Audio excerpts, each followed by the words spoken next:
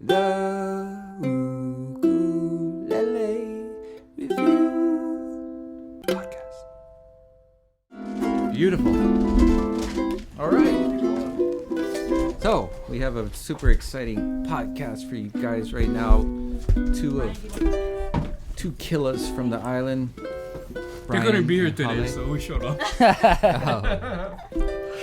No, you guys are perfect. I can't believe we haven't had you yet on this podcast because from all the people I know, you guys can geek out on gear and ukes like the best of them. So I feel like we got to do this somewhat regularly. We'll take that as a compliment, I guess. Oh yeah. You wanna be on the weekly podcast? That'd be awesome.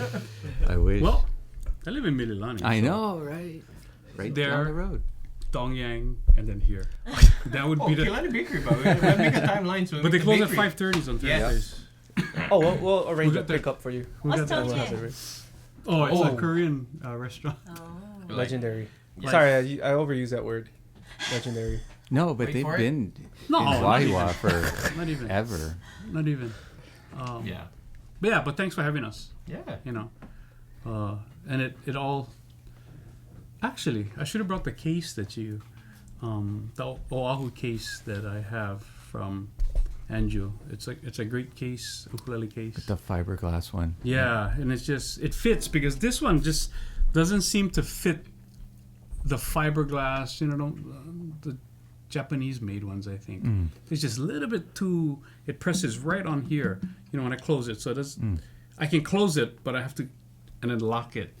So the Oahu case is They do it's it perfect. just right. and they're not You know what like they say, 100 pounds like my Ameritage Kamaka Oh, case. That's the beast. That's The army tank. That's called a new shipping bracket when we have to send it somewhere. Yeah. Speaking of, there's one right there. I mean, I It's feel not like in show. the stock Kamaka case they make for their instruments is an excellent case too. yeah.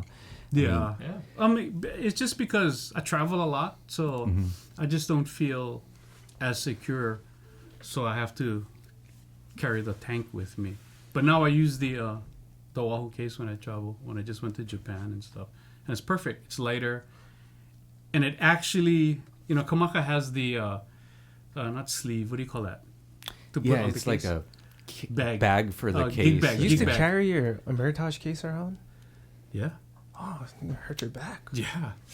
So I squeeze the Oahu case into the Kamaka gig bag, and it a certain angle I can zip it, so it's perfect. Did you carry it on your right shoulder? So you can probably punch through a wall with that. The thing is so heavy. I've dropped the case, and it's When you shake people's hands. because a lot of Breaks the times, ground. well, not a lot of times. Sometimes when we go to Japan, depending on where we're going, they won't allow it in the plane because the planes are smaller and doesn't fit in the overhead. They're like, oh, sir, this exceeds the weight limit of Yeah. carry-ons. So, no, there was a weight limit. Yeah. So, yeah. Thanks for the case. I really appreciate that. Talk about this uke. This Looks like it's, is a been around for a custom little bit. Kamaka koa body and side spruce top. Well, most of it is still spruce. Ebony fingerboard. I think these are Gilbert tuners. Super accurate. I have one of the, if not only now, LR bags. It was called the Hex pickup for guitars. Earl Kluge developed it. But I guess this is the quad. And it's super balanced. Each string has a pickup. And I don't get any percussive overtones when I play it. So it's super clean. Yeah, I love that about that pickup. Yeah. So you've been in a band with Chris Kamaka for many years, but He's older though. Yeah. did you work with Casey on this one or? Kind of. When he was building it, I kind of went in to the shop and see it at various stages. Then I'll just rub it and tap it and impart my mana into Show the everybody ukulele. the coal wood. Oh, it's so. Yeah, it's so dirty though. You're gonna Yeah, take super that thing nice. down. So to this sawdust. was I got this in 19? Wait, 16? when was the 90th anniversary? So that was like 13 years ago, I think. Yeah, because they're 103 years Still old now. 2000. Yeah. So from then. 2006. But prior to that, I was using my 1986 Kamaka 4-string for that long, and it had one of the older, the Fishman pickups. The one I think when they were going to discontinue it, Jake bought like up the rest of them. Yeah. You know, and they're a lot punchier, they're a lot cleaner, those pickups. So, But they have that more percussive sound. a little bit more, yeah, and not as this one to me is just accurate. Yeah. You know, and I can be more Balance. articulate, you know, up and down the fretboard. And I have these bridge beads, you know, they're for classical guitars. Because I'm lazy, you just zip it in and it locks and it. Where do you get those? Dayton Arima said, "Hey Bryan, you want to try these?" So I said, "Shoots." He's a guitarist, and the theory behind it is, the string just comes up from the what is this? The bridge? The bridge, yeah. I was thinking saddle, but I was like, wait, there's no saddle over here. So the angle of the string just comes straight on the string instead of, you know how sometimes it's looped around, so it kind of restricts the tone. But that's the theory behind it. So it's supposed to give you more articulation and little more sustain and Maybe it creates like a sharper angle because so that it's more downward like pressure. The bridge, what do you call those? Pins. Bridge pitch. So there's just an angle and not tied around. And I'm lazy, so it's easier to string this way. No, that's cool. Yeah. You know, it's all about when you're performing, being comfortable with, you know, knowing your sound and just being confident that it'll sound consistent all the time. Yeah. Do you just take one uke when you go Pretty do much. tours and stuff? Pretty much. I'm not that good. I'm not like Kalega Meow or anything. Wow. No, I mean, I usually just take one, you know. Actually, Kalei told me that he learned how to play accompaniment from you. Like that's... Well, you know, and I think early on when he was starting, I said, just go find somebody to go jam with, you know, like, and he did, Brad, right? Kawakami. Yeah. Just learning to be an accompanist. How you say that? Accompanist? Yeah, that's the one. That one. That's a weird word. I thought you were because saying it's it a like- different mentality. It's a It is. different train of thought, where the spotlight isn't always on you, so you have to know when to not play, and that's the hardest thing, you know, for young ukulele players, aspiring ukulele players, especially soloists, is learning when not to play. You know, music has to breathe, especially if there's a vocalist, right? That's what they're listening to. Yeah. Especially if there's a hula dancer, that's what they're looking at. They don't need some guy just shredding every song between. No, that's you know, why... But that's you know, what happens. You know, not all young ukulele players do that. So I don't have any gigs. Some of my good friends. and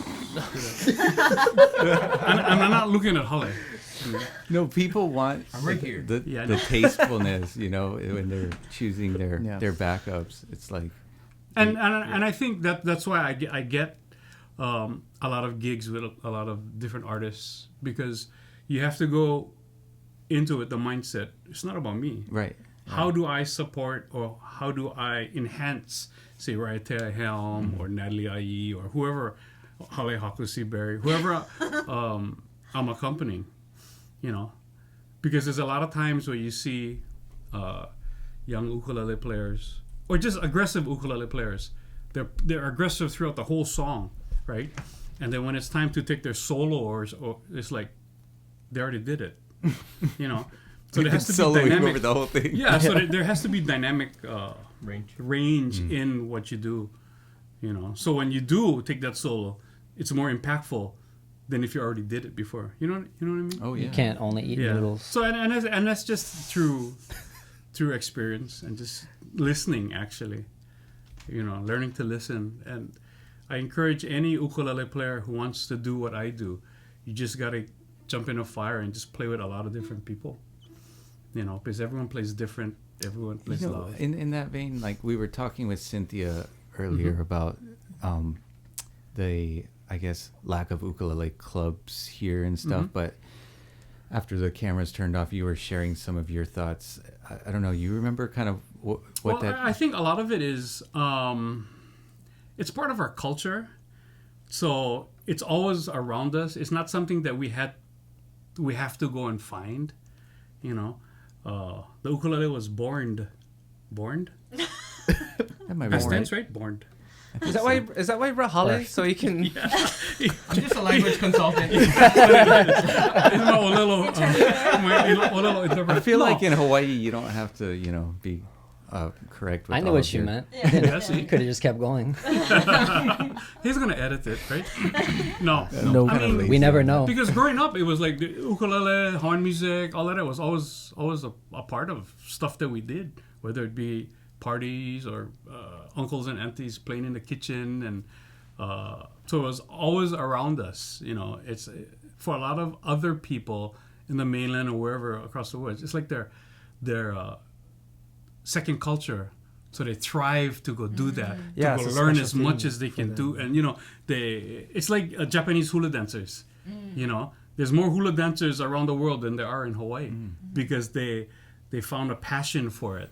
So they want to learn. They take the workshops. They do all of these things. They're willing to invest. Yeah, but in Hawaii, it's like... Yeah, I didn't even realize that when you said it. I was like, yeah, it is. It's a part of our culture, so it's not... We don't have to make it a special... Yeah, we already think it maybe is special because it's part of us, right?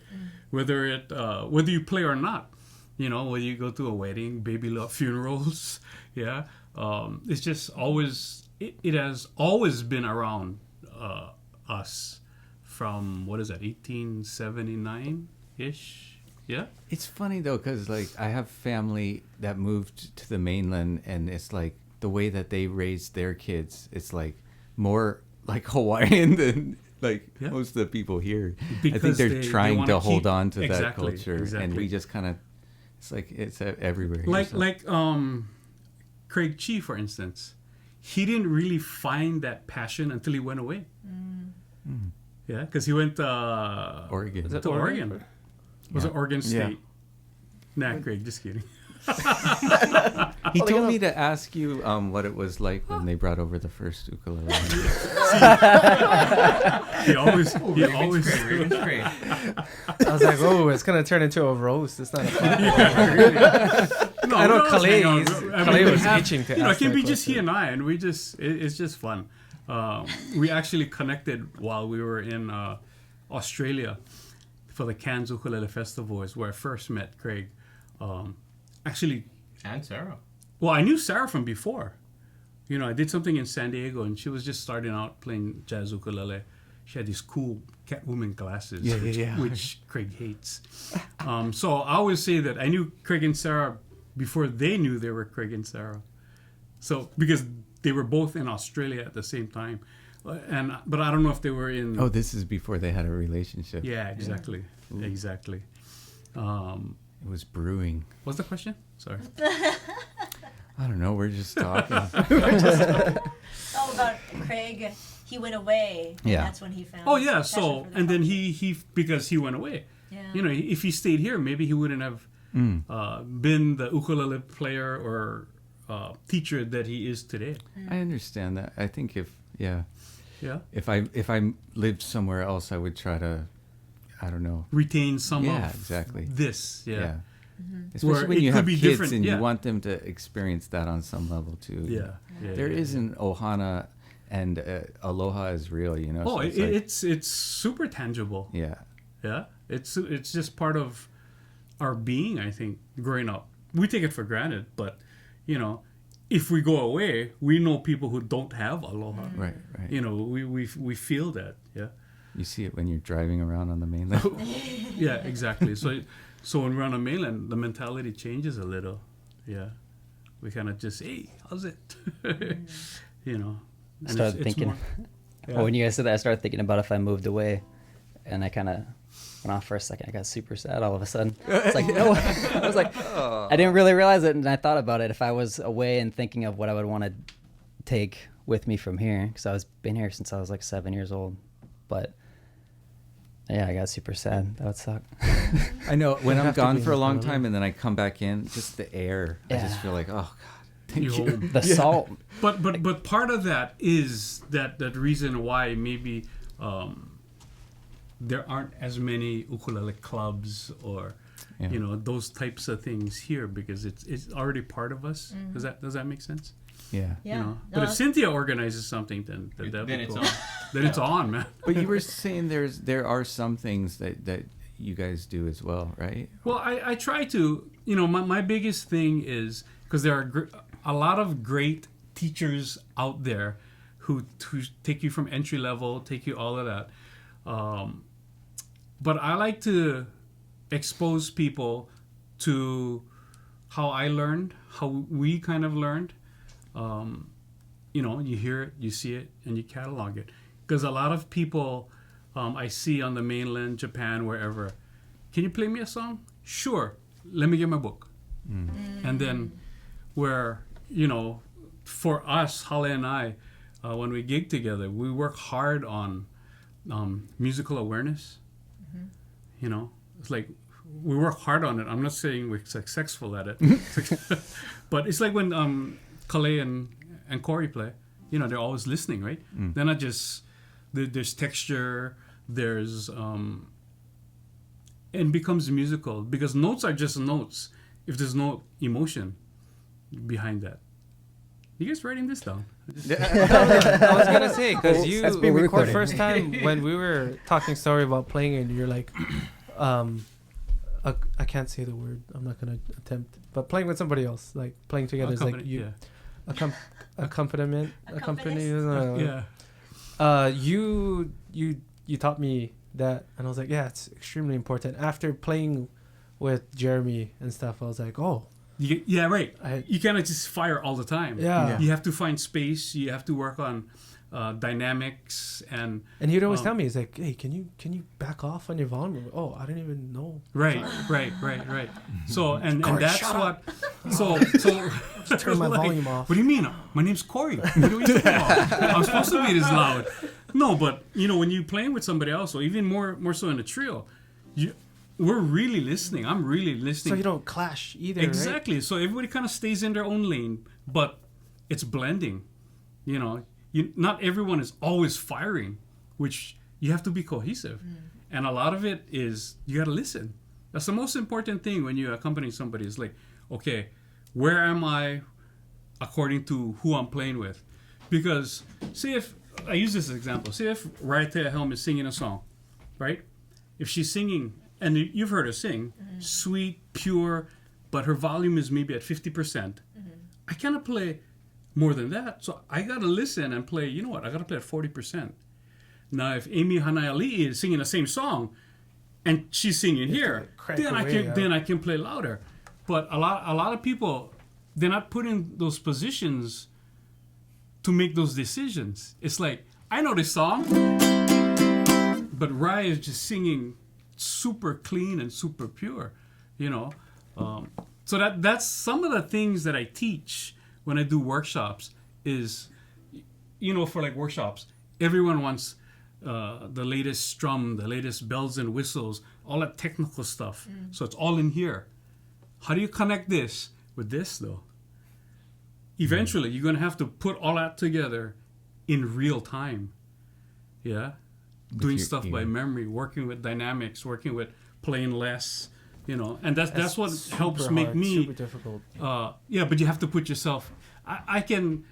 You can study how to be an accompanist, but if you're never put in a position, then you're really not going to learn, like with Jeremy or with Brad, right? And it'll only make you a better musician, so that when you do solo stuff, you're always thinking about those things too. Yeah. Right? Yeah. And it's just being I don't want to say better, more efficient musician when you play music, you know, because when people don't need... Okay, when I record, it's never Bryan Tolentino and Raya Helm. You know, it's like Rai asked me to record. So it's like, okay, I'm listening to the music. How do I support that? I don't really care if anybody knows that's me playing ukulele. Yeah. So you really got to chuck your ego at the door, you know. So that's what benefits me. And then, of course, if I do solo work, there's a different hat I have to wear, and then the spotlight is always on me, right? And that's just a totally different mentality. But I'm think that's fine. been I'm fine like just the playing, jamming with and Studio accompanying musicians through the years, you know, nobody knew like the, Wow. you know, a lot of the, like the Motown guys, you know, Yeah. it was always somebody else had the spotlight, but those guys laid it down, you know, so. people. Lyle Ritz, Right, exactly, yeah. Lyle's you know, been on some the Surfers, insane amount of albums. not the Surfers, the other Beach Surfers, Boys. Yeah, the Beach Boys. the Beach Pet Boys. Sounds. Yeah, That's Yeah. Lyle Yeah, playing yeah, bass. I know. Yeah. It's Yeah. crazy. Yeah. Lyle Ritz, yeah. Wow. Yeah. No, see, no, no. Learn something every. Yeah, so he was one Lyle of Ritz. the Wrecking Crew. Yeah, he's a. There's up there somewhere. That's it right there. Yeah, so he was I part took of the him a Wrecking couple Crew. bass lessons from him back in the day. He was part of Yeah. the Wrecking Crew. Tommy Tedesco, Carol K, those guys, like Yeah. the guys who did Now we're Sonny geeking and out. Cher Yeah. and all of those, you know. Oh yeah. And so Lyle was a bass player.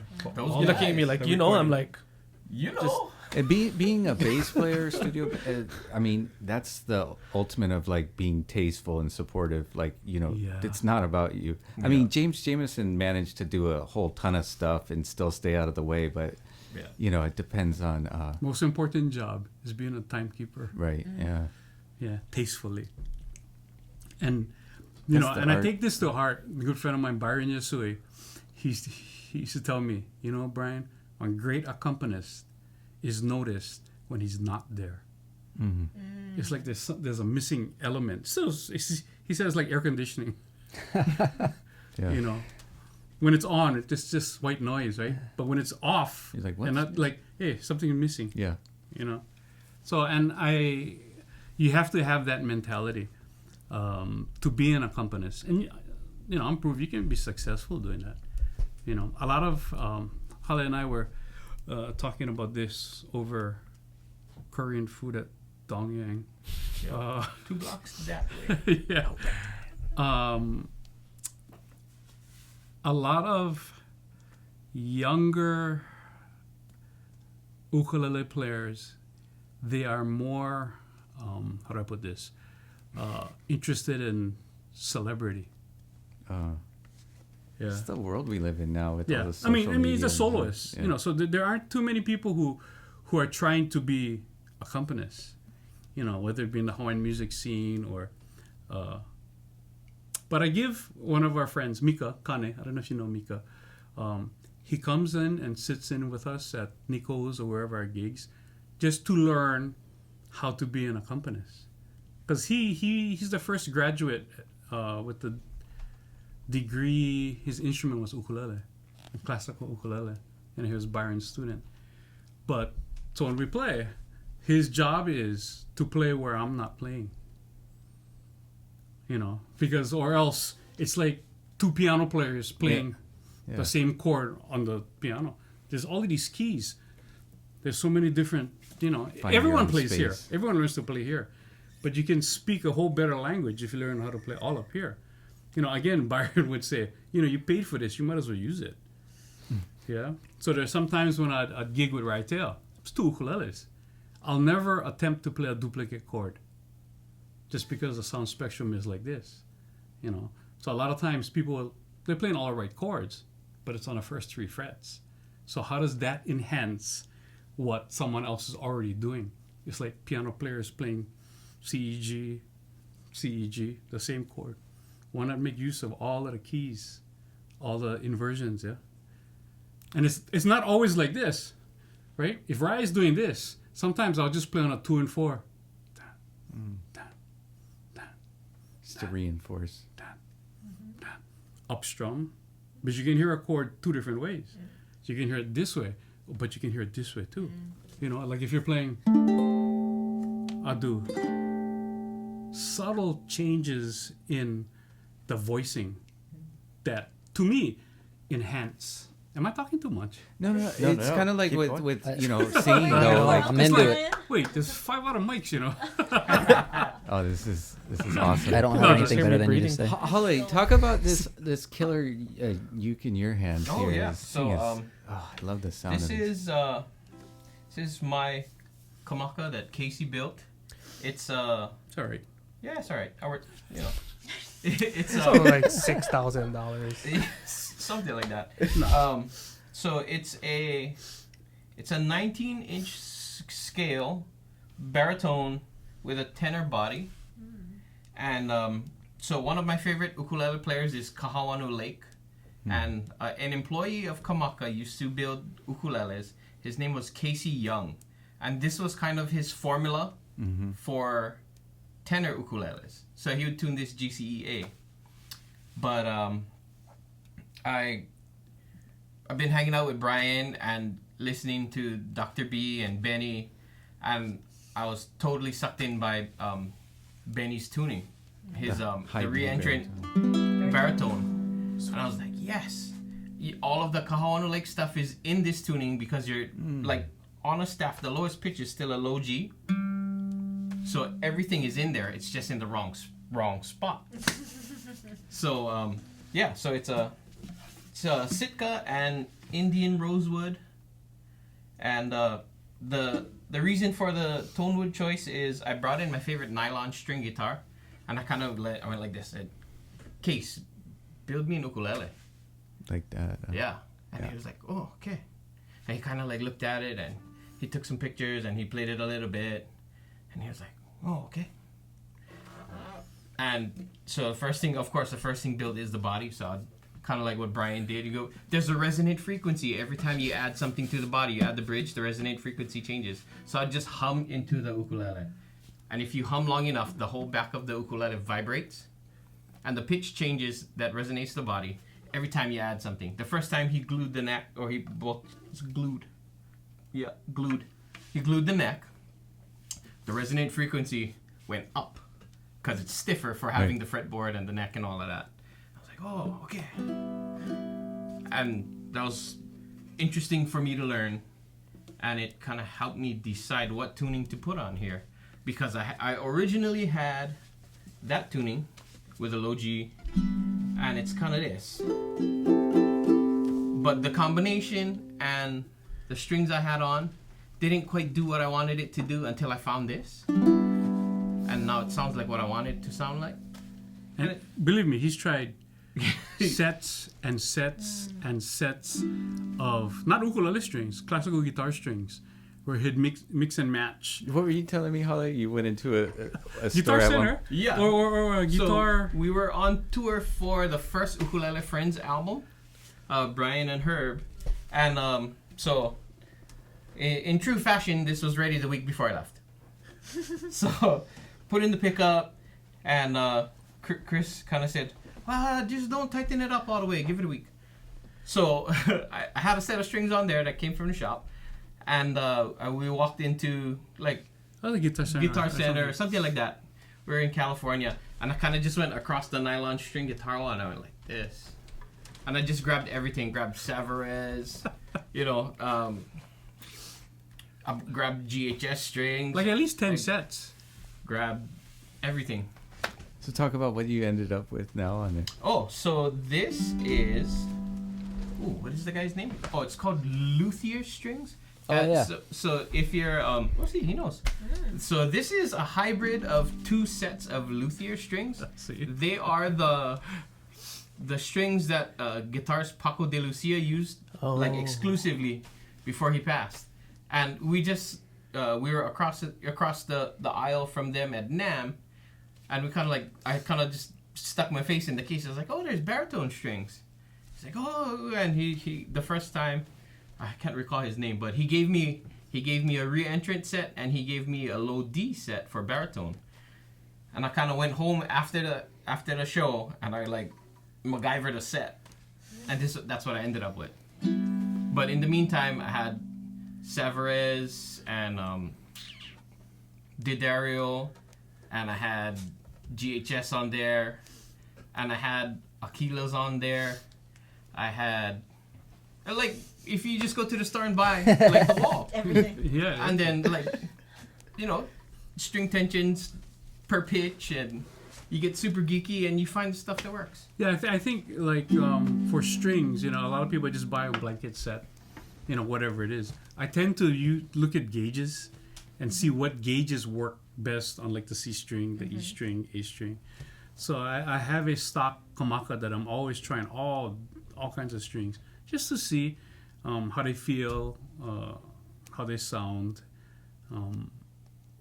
Yeah, That's so I don't, interesting. I don't usually. What is on yours now? This I have a Tomastic low. Is it the CF30? The low G. One of the 30s. I don't know which 30 it is though. The flat wound one, right? Yeah. I think it's from the Super 30. Lona Is that Tomastic 30? set. It's a okay. 30. And this is the Savarez Alliance classical guitar strings. Yeah. So this is the what is it? What's The the C guitar string? strings? So this is the E string. Yeah. That's your set? The what is it? Wait, so No, but is they it- make an GBE. alliance like ukulele set, and it's I haven't a little tried bit- those. Yeah, it's a little bit different. For you use the guitar set. I use the right? guitar set. Yeah. And on this ukulele, on my other ukuleles, I have different sets of strings just because I want that tonal quality. It's different for each. Exactly. And that's why I don't use like blanket sets. Like I'll buy Worth strings and I'll use it for all my Yeah. ukulele. I only use these strings. Yeah. Doesn't- I mean, there's some people. I don't Yeah. want to name names, but that they get sponsored or for whatever reason. Yeah. I'm going to use this on every ukulele. No, I have Aquilas on one of my resonators because I want that punchiness. Yeah, and I'm usually playing only the first 5 frets anyway. I have Worth strings on one of my other ukuleles. I want that more. I don't know. If my it's- baritone. Yeah, I have that on my Martin baritone. Yeah. I Oh think man, they're you girl guys strings, go but- deep. Huh? You guys go deep. Subtle. Yeah, Subtle. no, because I've tried different sets on it, and just because I like the tone of this one. Benny Chong has a Worth set that is specific to his different gauges on his. I tried that on this too. Yeah, Remember? yeah. What did you think versus what you got there? Is a little bit brighter, maybe? No, so the string, for me, the string tension and resonance was different because Benny's ukulele is actually a baritone sized body. Yeah.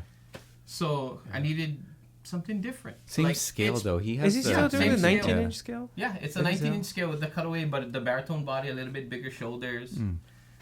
I was like, that. I couldn't imagine a better set for that ukulele Right. than the set he has on it.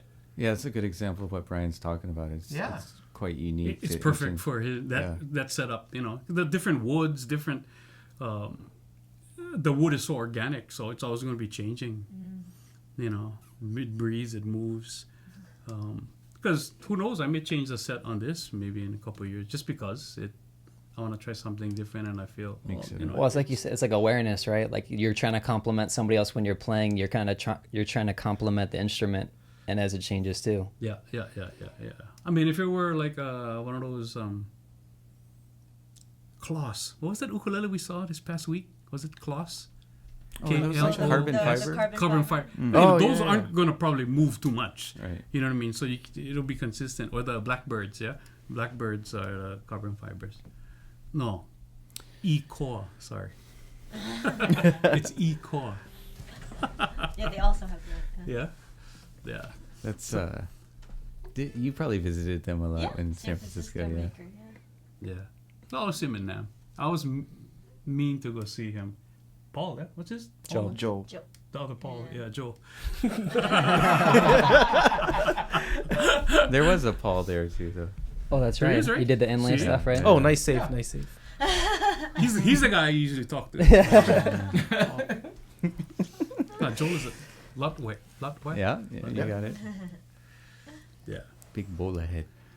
Speaking He's of, awesome. Speaking of, of NAM, I remember I was, you're talking about the 19-inch Oh yeah. baritone, and then I got to play Uncle Benny's, and then I was like, oh, this isn't a standard 20-inch baritone, yeah? And he's like, oh yeah, because I cannot play it already anymore. I was like, but you literally just played the hardest song in the world.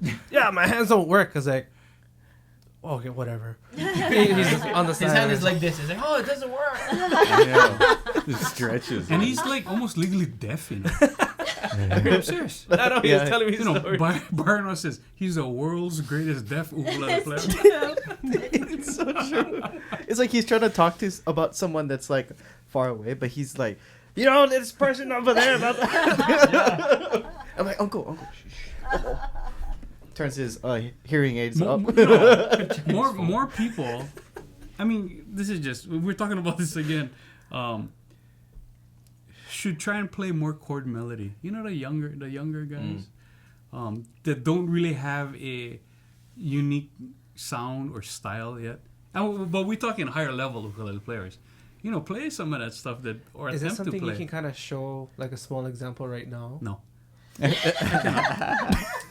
Can I slide you No, so here's so, a plate of dongyang. I just you know, a song like Jungle Rain in G in chord melody. Yeah, so it'd be something like instead of how's the song go?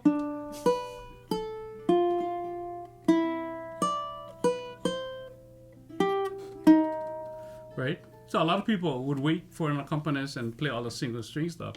But if you're playing chord melody stuff, it would sound like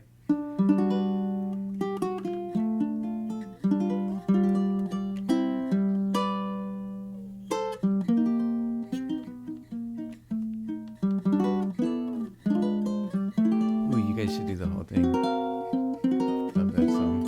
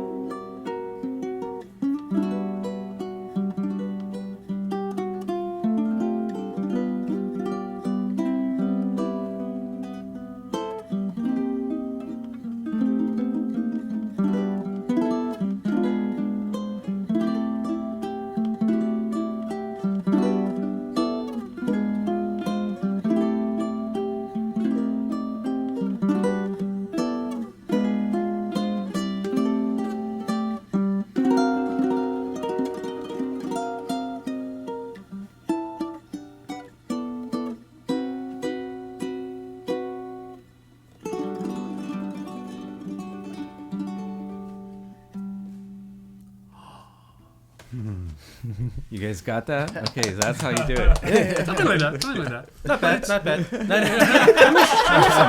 That was amazing. No, but I mean, it's musical. We keep it. Yeah, you keep it musical. Yeah. Yeah. What is that it was that's like amazing. kind of like the art of like, I don't know, a pretty song like that is almost kind of like you don't see or hear it as much, you know? Yeah. I mean, I guess Craig like would say I'm just old. That's why. I was gonna say it's like a 50 Yeah. 50-year-old bottle of scotch. So smooth it was. But it's not just notes. I'm not just thinking about playing the correct notes. How do you play it? There are glisses. There try to, like when he's playing, I'll play a little bit softer. I don't know if you noticed that. And just make it in musical. You just gotta feel it. Yeah, Connecting because- all the technical with this. Because you would know if I was trying to squeeze every little technical technique into it. But feel forced, or you would hear that you come just through. Yeah. sometimes you just gotta let it go. Let it go. So then if I did want to do the technical stuff, then again it would be more impactful. Yeah. Yeah, some of your runs in there were kind of fast, but it was like, a little flurry here and there. It's kind of like I use Jake a lot as an example. When he was with Pure Heart and everything was so frenetic. Yeah. It's like. But now, if you've been to a concert of his, Yeah. you can just hear a pin drop because he uses dynamics. He's so clean, and people they're leaning in, and so he's learned. That show you part. guys did, you opened up, and I think you guys played with him some too. Like a with a side order Christmas band. or Yeah, something. it was like a couple years ago. but yeah. that was That was one like of the best 2014, sounding shows I've ever been to. Like, everybody just sounded amazing, but he's gotten to such a level. It's like, it's pretty awesome to see live in the right setting with really good sound, Yeah, and great. Not us, but he had great musicians with him. Clay, for example, he knows how to do that. I'm not just saying because he's here, but he's learned to do that. Because a lot of ukulele players from that generation, Jake was one of the guys who inspired them to play. All of that frenetic, all of that Jake stuff. Big time. But now he don't sound like Jake because of how he plays. He's very tasteful, but then he can kick you in the butt on the next song or Mach 30 or whatever hell that name of that song. It's going I up feel to like 30, that early stuff was really Jake Yeah, right, influenced, right, but right. his stuff more recently is kind of, people find their own voice. Yeah, and I think that's what you need to do because emulating is a great start, man. We all did that. I did that as a musician. Because you learn quicker when you emulate. Yeah, someone, it's like, and you get inspired. Oh yeah, I want to do that. But then there comes a point where you want to impart your own kind of. You want to be you. You need your own identity, especially if you're gonna perform, right? I didn't want to be a Peter Moon clone, growing up. But I learned all of the riffs and stuff. I listened to Eddie Kamai, but I incorporate a lot of other types of music and musicians I listen to. I listen to Benny a lot, but he don't play Hawaiian music. But there's a lot of stuff that he does musically. It's like, I like that. So I try and incorporate that with the Hawaiian music. Listening to Hiram Olsen on guitar, Kuki Amang on guitar. These are like the top line guitar accompanists back in the day and even now. So I listen to how they do and I try and emulate on the ukulele. It's good to get influenced by other instruments because yeah. then you're automatically not gonna end up sounding like I listen to piano players a lot. I listen to steel guitars. It's like, I like that run. I want to try and incorporate that. I listen to a lot of slacky players, so you can get.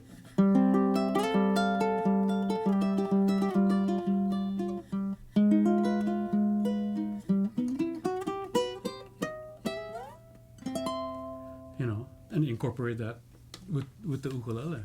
Yeah, it's actually really, really important to listen to people who play another instrument.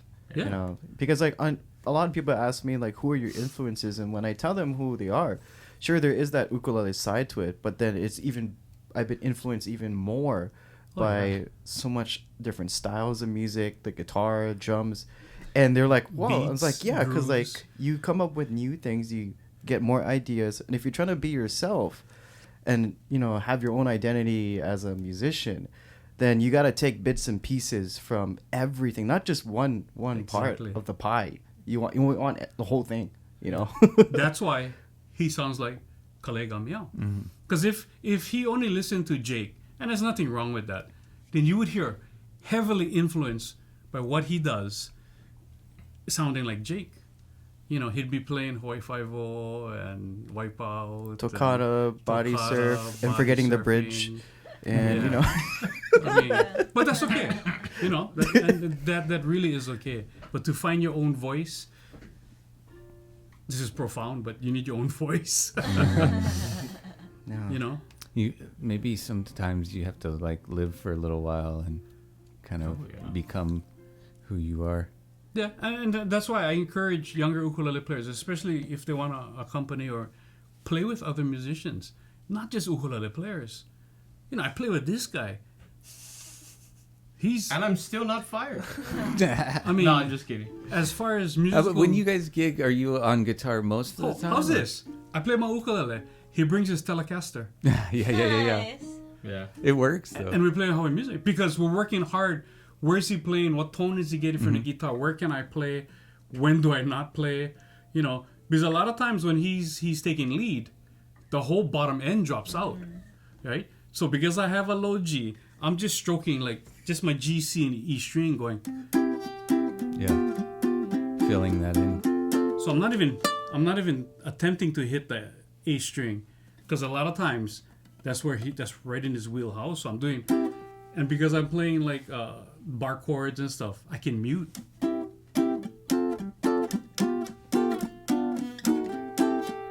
Instead of, Right. you know, those are the right chords, but sonically I want to try and hear more of the low end. Well, you're like the percussion and the setting the right the hand on the tones piano. of like right, exactly. Yeah, and he's the whole piano. Pretty much.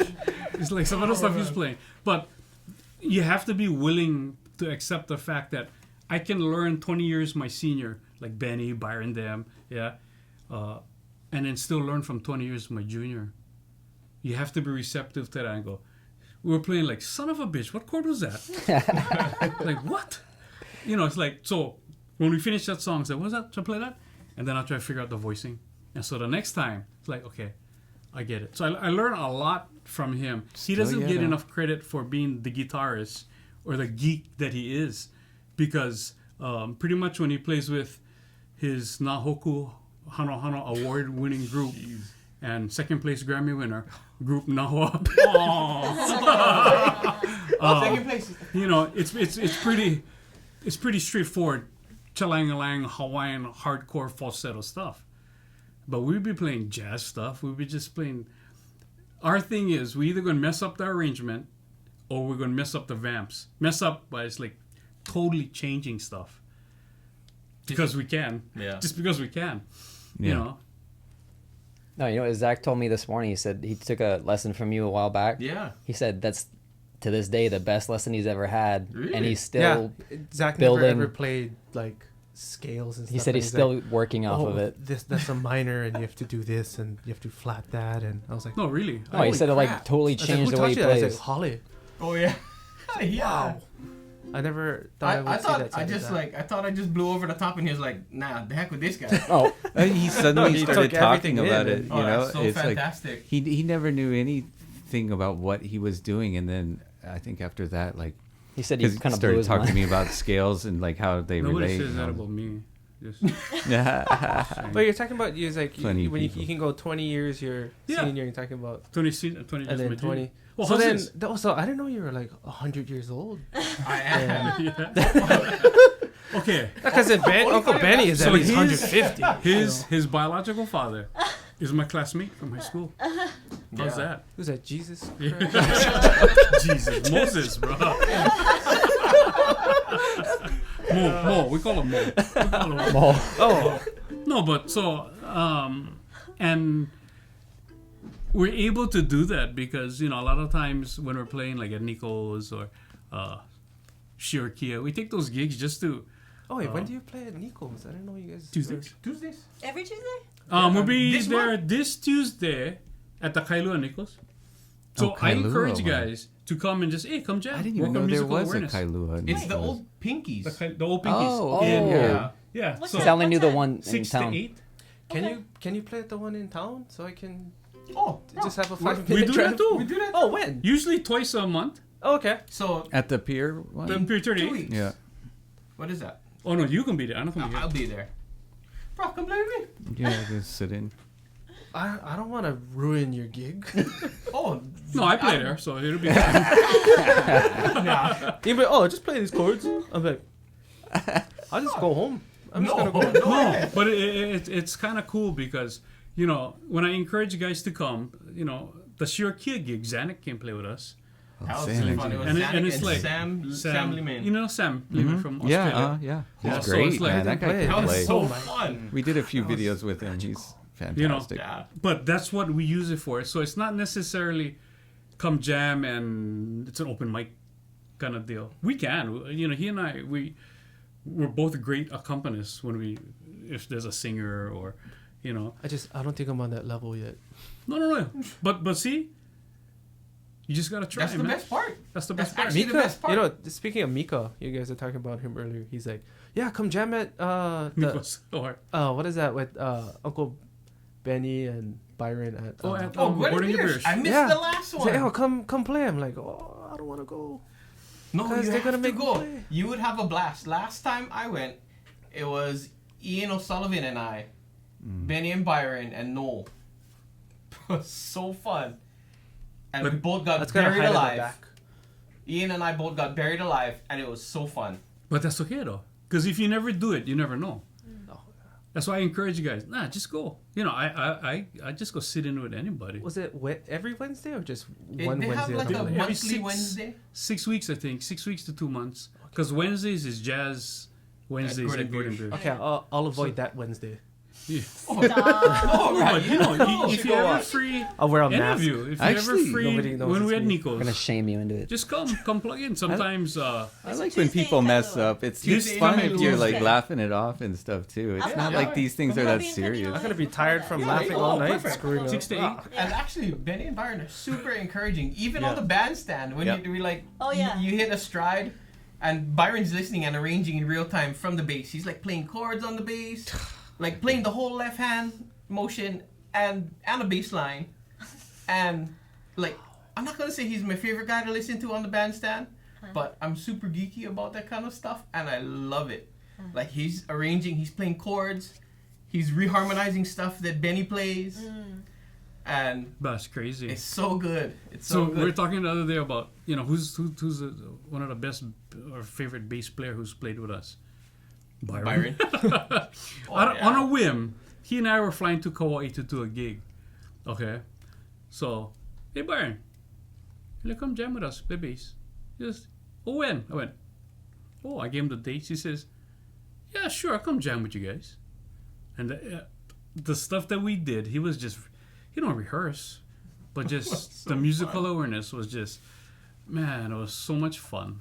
We had so it was like it was a luau. So there was luau paper on the table, and then there was Ipo and Tani, two kind of jazz singers, and they both just kind of came up to the table like, oh, can we do this song, that song, and the other song? And we're like, we're familiar with the stuff, but we'd rather play what Byron's gonna play. So we're sitting at this luau table, and he goes, hey, do you have a pen? And he starts making charts on the table. I was like, yes! Like, That was like Okay. my favorite. I'll send you the picture. You can like stick it in the video somewhere. Okay, yeah, There's a that'd be picture of him, fine. like with a ukulele whistling and writing on the table. Oh yeah, that's Oh perfect. yeah, this is totally Yeah. my inner geek is like totally unrehearsed, So totally. good. But it's those moments, I think, as musicians, that I cherish. I remember, you know. So hey, you guys want to come jam? Jeremy came jam with us one time. I think he told me, and he was like, "Oh man, He got buried. He's No, but it's just because. Does Byron you know, still teach composition at UH? No, he retired, but I think he teaches an ukulele class because he was head of the composition department. Yeah. You know, so he paid me not compliment, but anybody can get intimidated playing in front of him or for him. He says, "Nah, Bryan, just play. I cannot do what you do, so just play." And then after that moment, I just play, make mistakes, and I say, "No, wait, that's the wrong chord. Try this chord." Like, son of a bitch, you're right. And it you gotta tell them about Kirin, the two separate conversations. So I'm talking to Benny, right? I'm talking to Benny. I'm showing Benny these chords. Byron, was it you? Yeah. Byron is sitting here talking to me. Hale. So I'm playing. He's looking at Hale. He goes, "Wait, Bryan, that's the wrong note. You gotta play this." So there's two harmonic conversations So going he's on. talking to Hale. And background music. in I'm the scene. playing, but he stops his conversation, points to me and says, "No, Bryan, that's the wrong note. You gotta play this chord." I was like, "Huh?" I mean, but you gotta be receptive to that. Like, yeah, okay, cool. I know he's correct, So I was like, yeah, okay, let me try. Oh. Yeah. So the learning never stops. Yeah. It cannot stop. The learning never stops. So I'm always trying to learn, Listening to Cynthia today, I was learning, like, oh, that's cool, And if you stay humble, you're not that afraid to mess up or look dumb or something. It's No, like, you know what? I heard this quote. It says, if you're not making mistakes, you're not trying hard enough. That's good. You just in your little Comfort zone. your comfort zone. You got to step outside that comfort Like, zone. look at Hale. He plays his ukulele the upside down wrong way Oh, yeah. just to This is kind of make it harder on him. It's two just right-handed. to be challenging. Wait. So he can play a guitar, tune both ways, Oh, really? What? Is that like Yeah. ambidextrous? Like a or left-handed, but E on Yeah. top or E on the Or, bottom. or like if it's tuned right-handed. Yeah. Okay, now you're just showing off. Yeah. No. He's a I wizard. didn't bring it up. So he plays steel guitar, but he plays steel guitar right-handed. Oh, my. Yeah. So he's picking with his And chording then hand. while playing the drums with his feet, yeah. Byron always says, "Man, you're giving him a migraine." It's actually, that's one of my highest paid compliments is giving Byron a migraine. But yeah, so it's funny because I'm so used to him playing together guitar that I see the voicings. When I play with a right-handed guitar player, I gotta like split second, like, what is that? Oh yeah, what is that? You're so used to looking at Looking his this way, yeah. And we have to do this because we don't want to sword fight. I like the way it looks. I think you guys should try to do that. Corey and Somebody gonna play Kalea. like No, but you guys both right-handed. Though. Oh, actually, I'm left-handed. But you play. We're both left-handed, but we play right-handed. So maybe one should face that way. One should face I this got way. two hands. Yeah. I got two hands. That was the Actually- joke from the old. Remember the old video we had HMS? Yeah, we had the $1 guy. Oh, doing- you're left-handed. I got two hands, buddy. Oh, I got 2 hands. Oh, I don't need to pick my nose. Hey, Oh yeah, Mike was in it too. You guys have been to a lot of studios and done a lot of that recording. What's your setup for that? I mean, do you just kind of leave it up to whoever the engineer or producer is, or do you? I mean, do you like to get a plugged-in sound and a mic sound, or do you? I like to, because then there's more control over the. Some people just record. That's how just you the were doing instrument. it too, Kalei, right? With a blend of a plugged-in sound. Yeah, and a, so like stereo recording. I've actually did a recording with like 5 microphones. right. Milan 4. Bertosa. Yeah. I Like tried 5 to different- copy his techniques too before. You know, because they're like here. Right, you One got like he the wants to hear figure my 8, the- brain thinking. It's like, and it was just because it was just a recording. It was just me and Rayatel. So he wanted to capture the whole essence of, and I don't even think I plugged in. He just captured the. I think that's how he recorded Jake too, like that. But there's so many different ways that you can go about doing something like Yeah. that. But Who is this who recorded? Milan? Milan Bertosa. Oh. He's an engineer. I mean, Oh, he had like the 2 mics and yeah, one in yeah. Capturing, breathing pattern and capturing.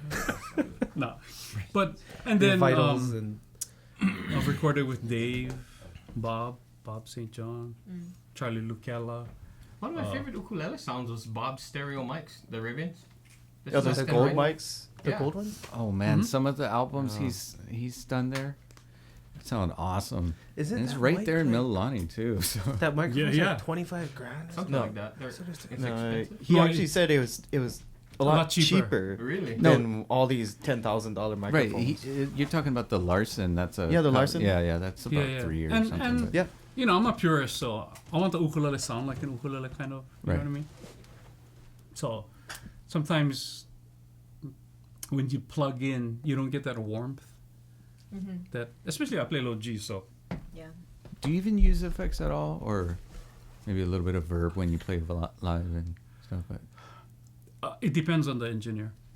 I don't like a lot of reverb at all. Actually, I only have a DI and a delay that I bounce the delay so that it almost sounds like reverb, but it's subtle. It's not the lead upon a kind of slap. It's not the slap back. It's not. It's just enough so buried that in the background. I can tell I like the same thing. Yeah. Mm. just Like, enough. It's like, yeah, one like Yeah, like 1/100th of a second. Yeah. and to me it just keeps it more natural, Yeah. organic. Yeah. Gives the room some space or the signal some space. Yeah. Yeah. Yeah. I mean, I have nothing against like stuff that Jake does or even Kale does. Where certain applications it sounds great. Like the Brian May. distortion and those kinds of stuff that you guys. No, I mean like in certain situations, in like certain it can situations. either enhance something, and if you use it too much, it becomes I heard that. It's like Yeah, like 10 and- times in a row. But then that's when you hear people emulating. Yeah. That's why his sound is just subtle. Even when he does his looping thing, it's not overdone. It's not overproduced. Yeah, but then that comes with experience. You just gotta do. Because I'm takes- sure you've takes- failed. You failed many times. Yeah. As all of us You know have. that thing that Led does with that? It's like it sounds like Chet Atkins maybe, or who would do that? Was it Chet Atkins? Yeah, that slapback That- kind of that thing. just- That's such a Oh yeah. And that's so unique. yeah. And Led can because Yeah, he's 'cause- Led. Yeah. And that's his unique sound and sorry, we're not keeping you. No, I this just is realized. awesome. It's I'm real, you're still loving here. this. I want to ask, like, how Yes. was it recording on the phonograph and That was Great. actually. the You ever ask him gramophone. about his wax cylinder recording days? I gotta go get it fixed. so Craig was always just like, Corey, hey, when you Corey guys Craig have a would be podcast, proud. Uncle- yeah, he's like, just grill him, just keep No, but back in the day, like at studio, what's it called? Sounds Sounds of Hawaii. Sounds of Hawaii. It was like one crack jack, man. Everybody sit in separate spaces, ready, set, go. because it was you had to do one take on the Was it tape? tape recording. Real. And that was those That were was like a real musicians. It wasn't like, musician, oh wait, punch me in, or man, those were musicians. Yeah. Oh, I'm trying to recall Byron's story. The Alanakaka and the Islanders recording Mm-hmm. at Sounds. He was telling us this story at lunch one time, and he's recording upright bass, and it's Benny Kalama and Sonny Kamahela. So basically the Hawaii Calls guys from the 50s. I wasn't there. Before you asked. Hey, that was my setup. That was my free setup. But Byron was saying that it was one of his the ones he enjoyed the most, because he was recording in the bathroom down the hall with a set of cans. And so there was kind of like a talk back in the cans just so that he could get cued. Literally in the can. Yeah. And so he just played the whole thing, and all the mics were in the restroom. And it's tile, it's reflective, but they Reverb. found that was the best sounding place for the upright bass for that album. And that was like one of his best recording experiences. And all he did was like, oh, and then he played. But it's Byron Yasui. Of course it was amazing. No, it's like with recording, it's finding that, that search, and sometimes it's just people have to care that much, to come out with something that's golden like that. So for Byron, he's bass player extraordinaire, but he's also ukulele player, Guitar player, whistler. You ever heard him whistle? Oh, yeah. I don't think I've heard him play guitar. Oh, so I'm sure he's classical guitar. fantastic. So Fantastic. the Beamer Brothers Mhm. Honolulu City Lights album. Yeah. That's Byron playing bass. Oh, classic. Yeah, Yeah. crazy. Yeah, Wow. That's 1970 or something like that. early right? seven. Maybe late I don't know. 60s. I was waiting. Wait, what are you looking at me for? I was like, you know, right? Yeah, and then I mean, even on the classical guitar front, if you wanted to look at his contemporaries, it's guys like Carlos Barbosa Lima. That's who he hangs out with, like on a guitar player level. And yeah, he's just brilliant. A humble, brilliant guy. Because he wrote the symphony for Jake. That Jake did.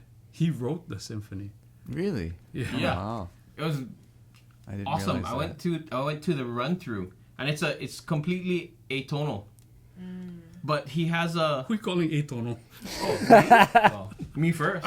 Anyway, Yeah, what do you mean? What do you mean never by that, though? so there's not. I can't explain it quite the way he did, but it's like the 12-tone concept, and so there's no tonal center. Like you don't say this section is in G or this Right. section is in F or I B remember minor watching or whatever. like Jake rehearse it, and it was just like, Yeah.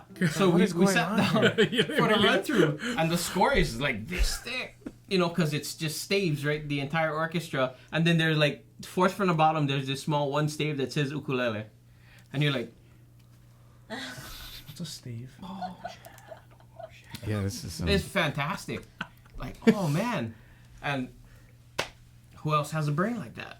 Yeah, So good. man. he's a Not walking even many musical people genius. write anymore, let alone just You're sitting right. there and orchestrating out the whole thing because you're hearing all he was the writing it levels. on a And table, Yeah. At the luau. Hey, can you bring me another table? I gotta finish this piece. But we've had. See, that was the great thing about. I don't know if you guys know where Kirin or Kirin restaurant was on Macaulay, but he and Benny Chong used to meet like every Thursday for like years. So Byron would help Benny with the Giving names to stuff. the that- musical Yeah. because Benny was he's just gifted, but a lot of it was Intuitive. yeah, Like, Benny was playing guitar in Don Ho's band for all those years, he right? was the musical director for Don Ho. Oh, yeah. Yeah, so he was the guitarist. mastermind. Yeah, he's stupid on the guitar too. So this is how we introduce ourselves at Nico's. Yeah, one of Hawaii's finest guitarists, Benny Chong. He couldn't be here, so we have Halehaku Seabury. And then I'll go, ladies and gentlemen, one of Hawaii's finest ukulele players, Benny Chong, couldn't be here today. So we have Mr. Bryan Tolentino. So we introduce Benny every set we get. That's We have, hilarious. yeah. Yeah, but yeah, so learning those types of. Oh, getting back to lunch. So we go to lunch. I was thinking, where am I going with this? So we go to lunch. There's like the four of us, plus maybe Jake, plus sometimes Herb would come. Jeff We- a couple times.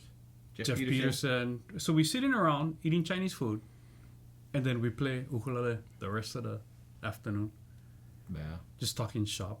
Just play something. I'll play this. Yeah, try this. And then Benny will go, no, you should play it like this. Then it's like, okay. And then you get two different ridiculous perspectives on how to do stuff, musically.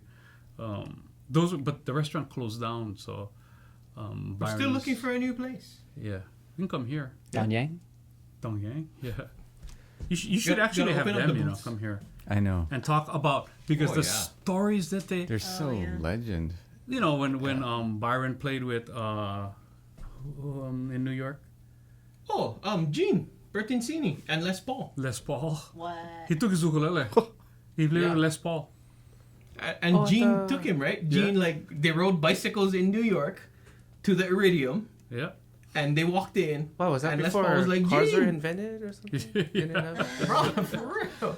And, you know, just Benny's stories about the old Don Don Dailies. days. Is that at the Carnegie? Have you? Like he played, or is that a different story? Benny, Byron. Yeah. Well, Benny used to tell us, you know, back in, this is like the 60s, right? 60s, 70s. They got to catch their flight home. They're all toasted. So back then, they would just walk in a plane and they all would sleep in the aisles. Just lie down, like grab a roll, and if there was in a row, everybody just pass out in the aisle and like. They used, Down to, for they, the used count. to, they used to ride first class, used to have roast beef carving stations, you know, all the alcohol they could drink, smoking, passing out in the aisles, and, you know, just stories That's about the Don life. Ho and those types of things. That's why we'd go to, Yeah. hang out at lunches, stories. you know. And you don't hear those stories, the back stories. Yeah. Yeah. And then we'd play ukulele, and then we'd eat Chinese food first. You know, and those are great. That Who's could be in one of the podcasts. Where we who's have. Yeah, you guys should have them. the Japan gig? Was the two of them and Betty Lou, I think. Oh, no. So, this promoter, Mr. Ariga, had hired Melvin Lead So to go good. do a concert in Japan. So, who's your musicians you can get for me? Oh, don't worry. We get great musicians. Okay. So, Mr. Ariga called Benny and Byron to hire them to go play for Melvin Lead. So, the first day they get there to rehearse. So Melvin cannot see them because they cannot back. So first song, Melvin starts singing. Benny and Byron playing like all the wrong notes, all the wrong beats, all the wrong. She said, Mr. Adiga. I said, no, don't worry. Let's try this again.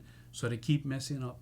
Melvin says, I cannot play with these musicians. So she walks over, she sees Benny and Byron, and they die laughing. Melvin is like, you son of a bitch. And then, needless to say, the concert was awesome.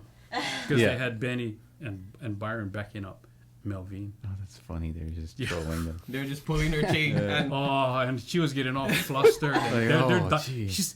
and Byron says, you know how hard it is to play the wrong notes and out of time? Not for them, right? Yeah. But they're dying laughing on the perfect side. pitch.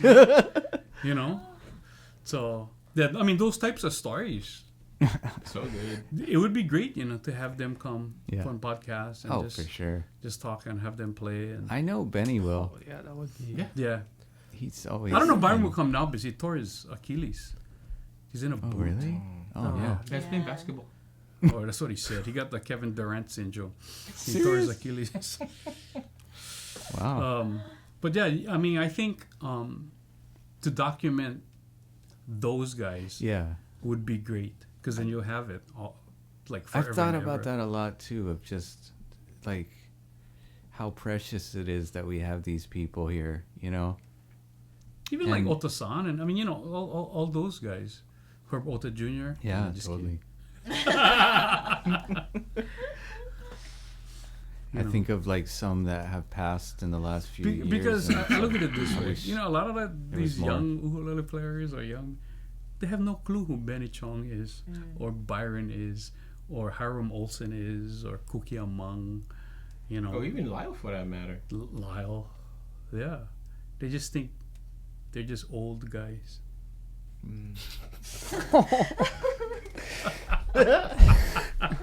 No, but they pioneered it. You know, Lyle's album back in the 50s, that jazz album was Right. like kind of a big opener for a lot of people. for Like, everybody. oh That my was goodness. like Ben. Ben Byron's favorite album.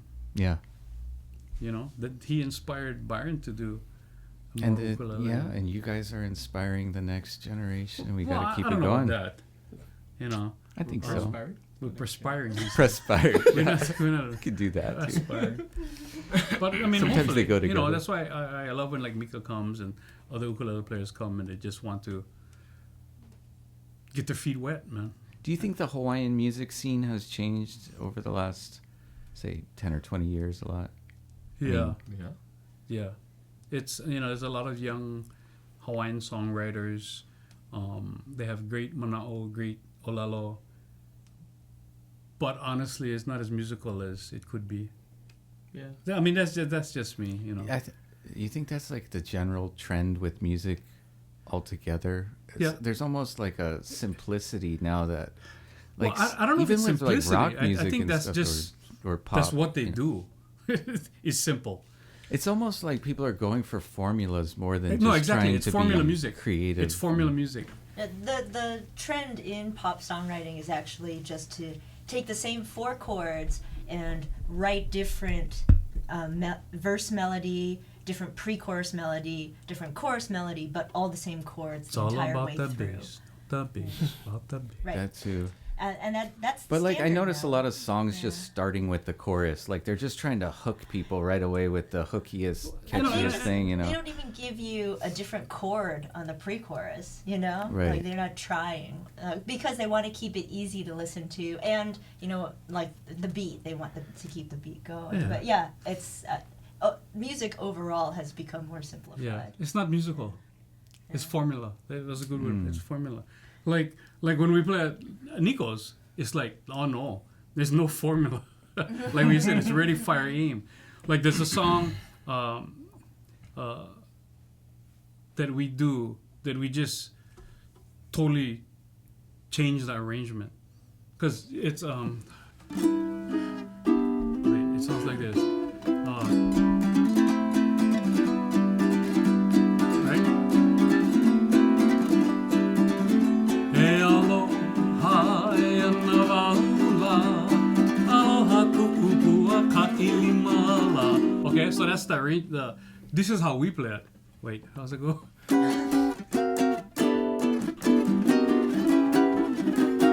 E aloha e ana waula, aloha ku'upua ka ilimala. E moani ke ela i ka polila, uhe nei ka wai o ia pua. Huia. Ui au koni koni ka wai koni koni, wai hui hui o ke ani ani. Ui au i ta wai hui hui o ke ani ani. Ui au i ka wai hui hui o ke ani ani.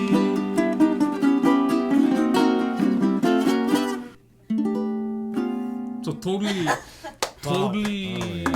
rearranged. Same song though. Yeah. All right. So that's what we Ooh, I kind of like- I like use. that. We use Nico's when we gig together. You know, because there aren't too many people who can do what he does or do what I do. So we just found that niche. We're like, yeah, let's try this. Let's try this. You know, or a song like Basta Vampidu. Oh, Kalolo. So just sing the song. Just, So it goes.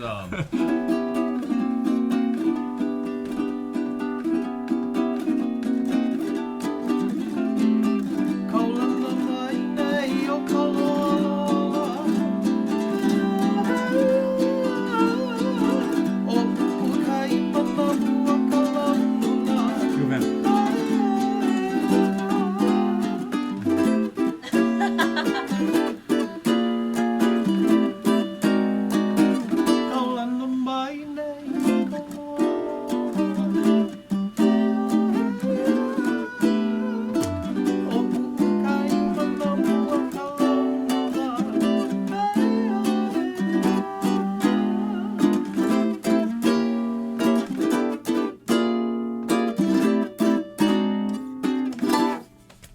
Wow. Oh, That was killer.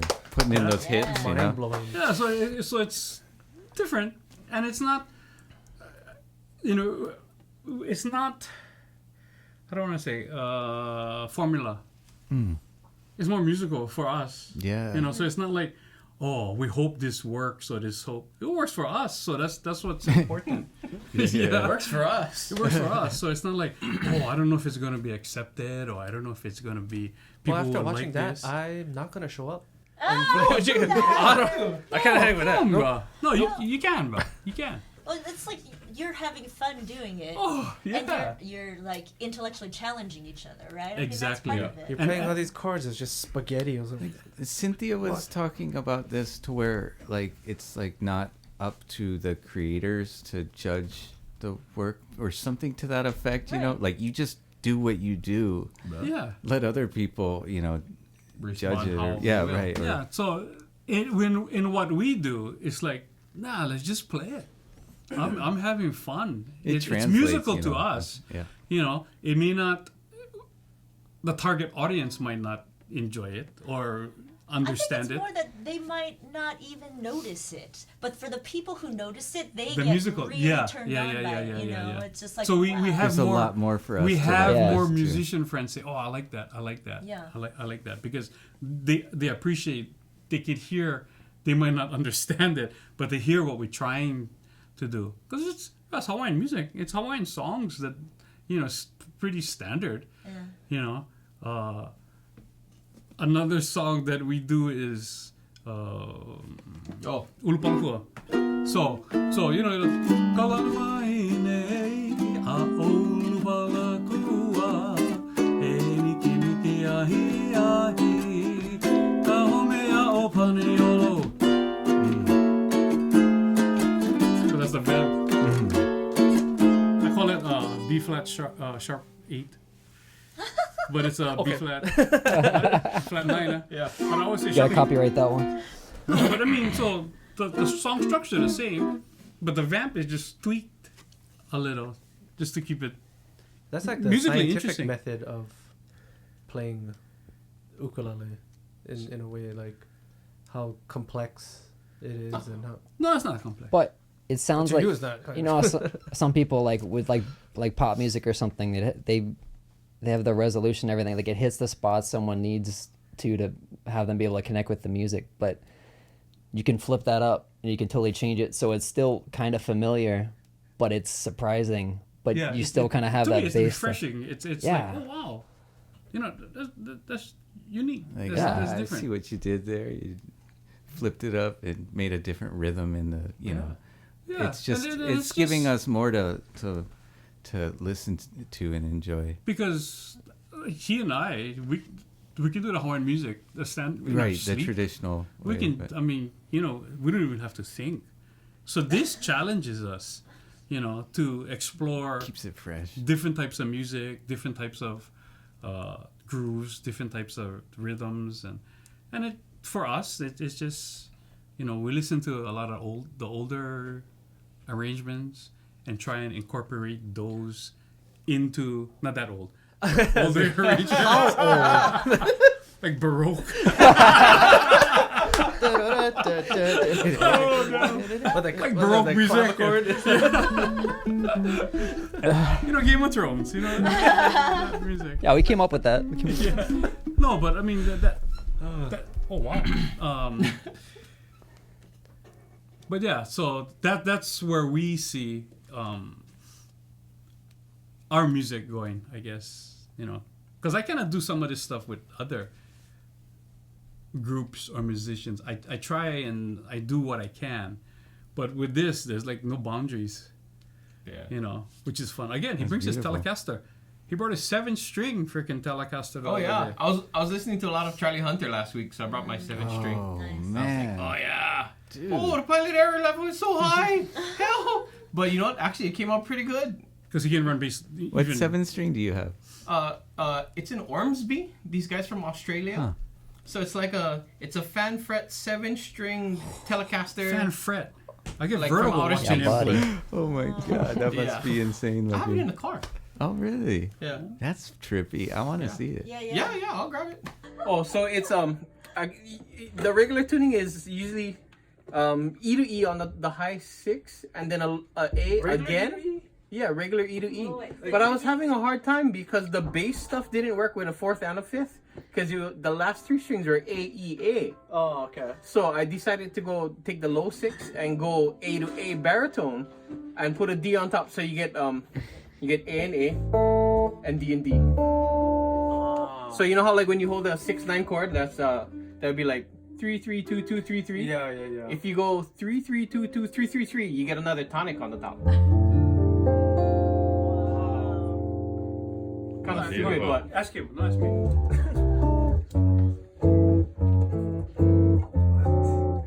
So the chord shape, the way it's tuned, it works with the chord shape. Yeah. So you see, Corey, you need one more string on your guitar. Oh. I need to utilize the first 4 strings on my ukulele first. That sounds beautiful. Yeah. And you can cover more bass territory. And the fan fret keeps the balance of the tension so that you can have those really fat strings because the scale goes longer on those ones. Wait, open that when you open up the case. I mean, like you get all the. So like the song that we did. What gauge is this? 68 or 72 or something like that.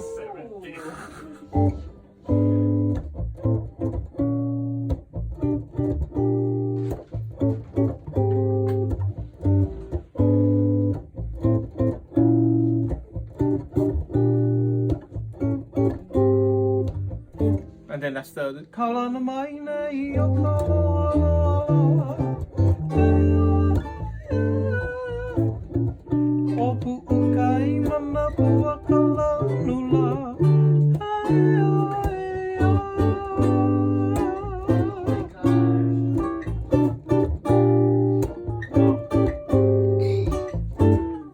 Love it.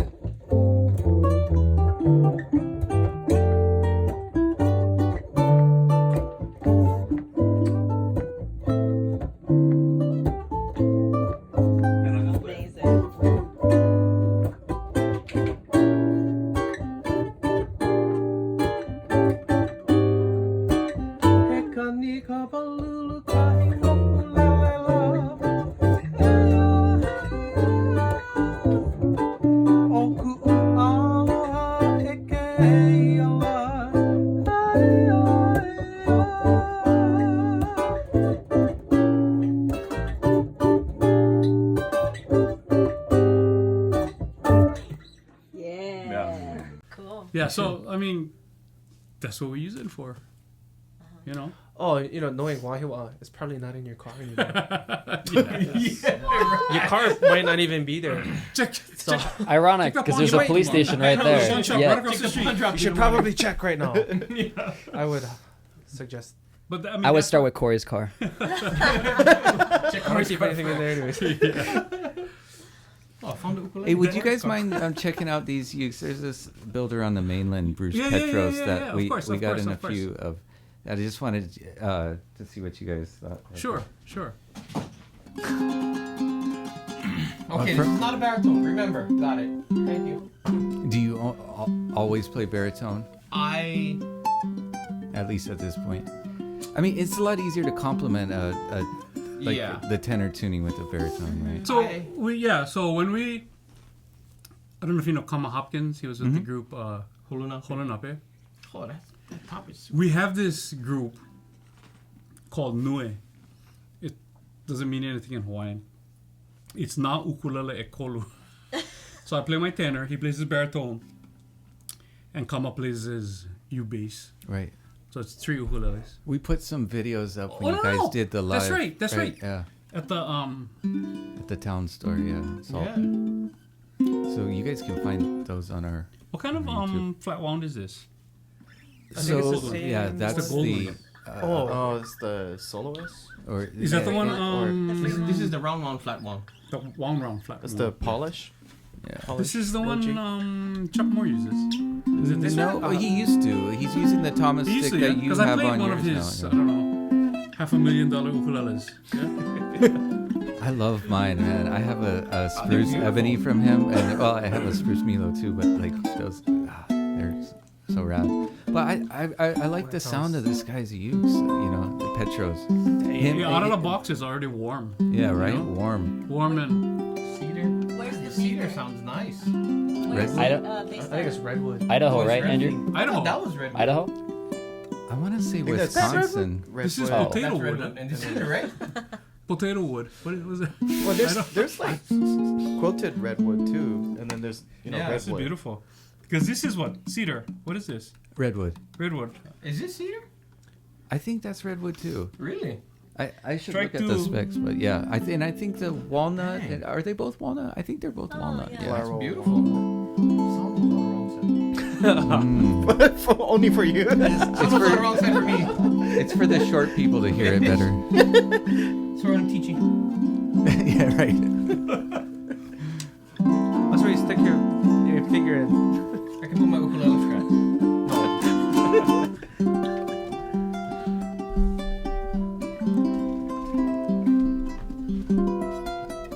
Nice. What you like? I don't know what you can play on though. You don't know where it is though. What is that? Well, how's it go? Okay, we try. Okay. Okay, wait. It's ukulele, right? Right. Yeah, okay. Here we go. 5, 6, 13, 14. Boom.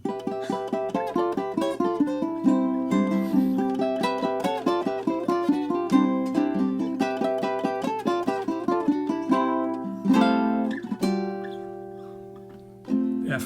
Yeah, no, yeah. Like, yeah. Oh, this is nice though. Oh, what is this? It's just inlaid or Yeah, he's like hang on. etching I cannot see. everything. Oh, that's trippy. Your glasses. Huh? They come apart like that. I've never seen that before. Is that common? That's pretty. I've had them for. Oh, Hundreds of years. I invented these. when I used to work Ben at Franklin was when? I used to use them. So I don't lose them. Your friends at Ben Franklin? So how was There's it a black meeting vocal Manuel bro. Nunez? Is he a cool guy? B, I call them. B. Yeah, so I'm starting to get insulted. I'm only a few years behind. Jeez. Take it easy, young guys. I just did it because they did it. They're supposed to be my example. so at that retreat that we had last week, so Greg and I are going back and forth. Then all of a sudden, the people in the retreat start ragging on me about my age and stuff like. He's like, whoa, you can't go there. This No. is only... They're all older than They're me. all older than me, which was hilarious. I had a customer come in. What's his name? He came in last week and he's like, "Did you know Bryan was 80?" He's not 80. This Craig's out there just spreading lies. He's 180. Try Petros. That's the name of the maker, Petros. Yeah. Is that Bruce and his son Matt? But yeah, Oh yeah. they built custom guitars for a long time. I think a lot of custom guitar builders are kind of struggling with it's Yeah, like diversify. Yeah. well, there's just so many more custom builders that are doing. yeah. But you see that a lot of these big guitar companies, when they try and make ukuleles, it doesn't really translate well. Well, they usually overbrace them at Yeah, first, and They it's brace it like a guitar. yeah, Want to try this? and it's Sure. drastically different. But yeah, I mean, It's a nice warm song. they're usually pretty choked. Do some like K-Lake stuff. Oh.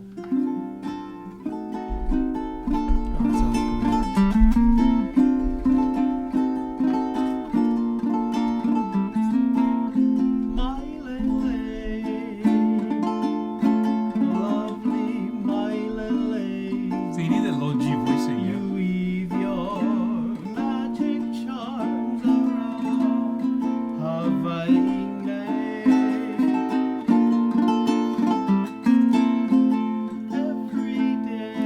If Craig Chi were to try this with his high G ukulele, it wouldn't translate well.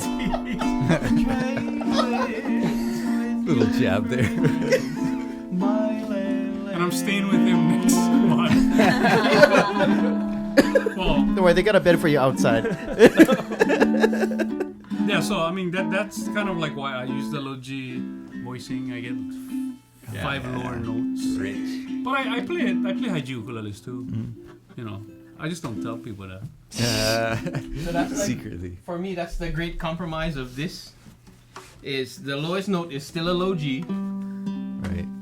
and I still get the sound of a reentrant ukulele, where you What's don't the get highest note you can play on?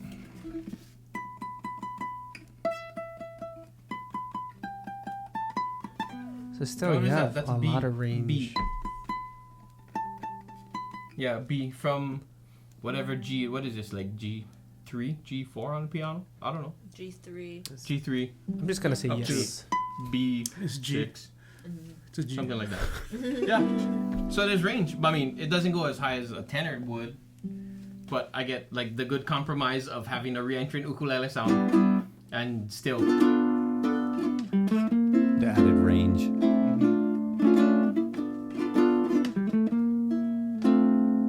Like the kind of that stuff you can still do there. It's interesting, like you with the re-entrant baritone tuning and you with the low G, you know, tenor tuning, and it's like complementing perfectly. Yeah. I mean, a lot of it just has to do with you guys, you know, Just doing your art and working around each other and listening, right? It's like Oh, it's always listening. Major, yeah. But it's not just listening. I'm listening to him, but he's also listening to me. Because I can be listening to somebody, but if they're totally oblivious to what the hell they're doing, then I'm working harder to make this Stay work. out. Yeah. But then if I know where he is, then it frees me up to say, I know he's going to stay there, and I can go play over here now. Or where he's, I mean, it's just because we've done it long enough, I guess. And he plays his Telecaster. Yeah. Yeah, Corey and Clay are going to this Asian tour, and I think it's going to be great for you guys to just have that time to just work on your accompaniment with each other, and it's just like that, developing that relationship, and to where you can almost sense what they're kind of come with. And you can have like the two greatest, not us, but or 5 greatest musicians in the world. But if there's no cohesiveness, then it's just. That's one thing is it's fun playing with Clay is He allows space. easy to play with, and like I learn a lot from playing with and him. you And guys get vice along, versa, Fulton. because like what makes it easy for me to play the Corey is that we think a lot, like dynamics, feel, and like, you know, before you know it, we're actually doing two separate parts at the same time. You know, like we just realized that finally everything, all the music that we and the practices are starting to come together. Remember on Sunday? The Was it 12 Sunday midnight. night? Wait, was that? Monday. We were practicing? Yeah. Yeah, it's like finally it's starting to come together, but it took time, Yeah. you know. But I think I might have saw that video. Two of you guys are harmonizing a song at your house. Yeah. On the stage. The 12 Yeah. midnight. That one? Yeah. yeah, like Oh, late bingo. late night jams. No, but see, then now it's musical. It's not just I doing my technique, you doing your technique, we're playing all the right notes, and which happens a lot, you know. But there are certain songs or musicians that just seem to connect with you. You know, they might not be the most technical, but somehow the music just connects, and you know that's what we strive for. Especially if you're performing, that's what you strive for. You want to make that connection, or else it's just going to be elevator antiseptic music. Yeah, I mean, I call it antiseptic. It's all the right notes. It's all the right, but it's just Sterilized. yeah, you know. yeah, clinical. I like imperfection. Yeah. You know, people say, "Well, how come you use the low G and it squeaks?" I like the squeak. Yeah. Yeah, Squeak is real. Right? Yeah, like, exactly. Abe Agreement's like someone C. Yeah. You know, Oh, I hate nothing that. wrong. Actually, I'm gonna see them. You know, a couple weeks.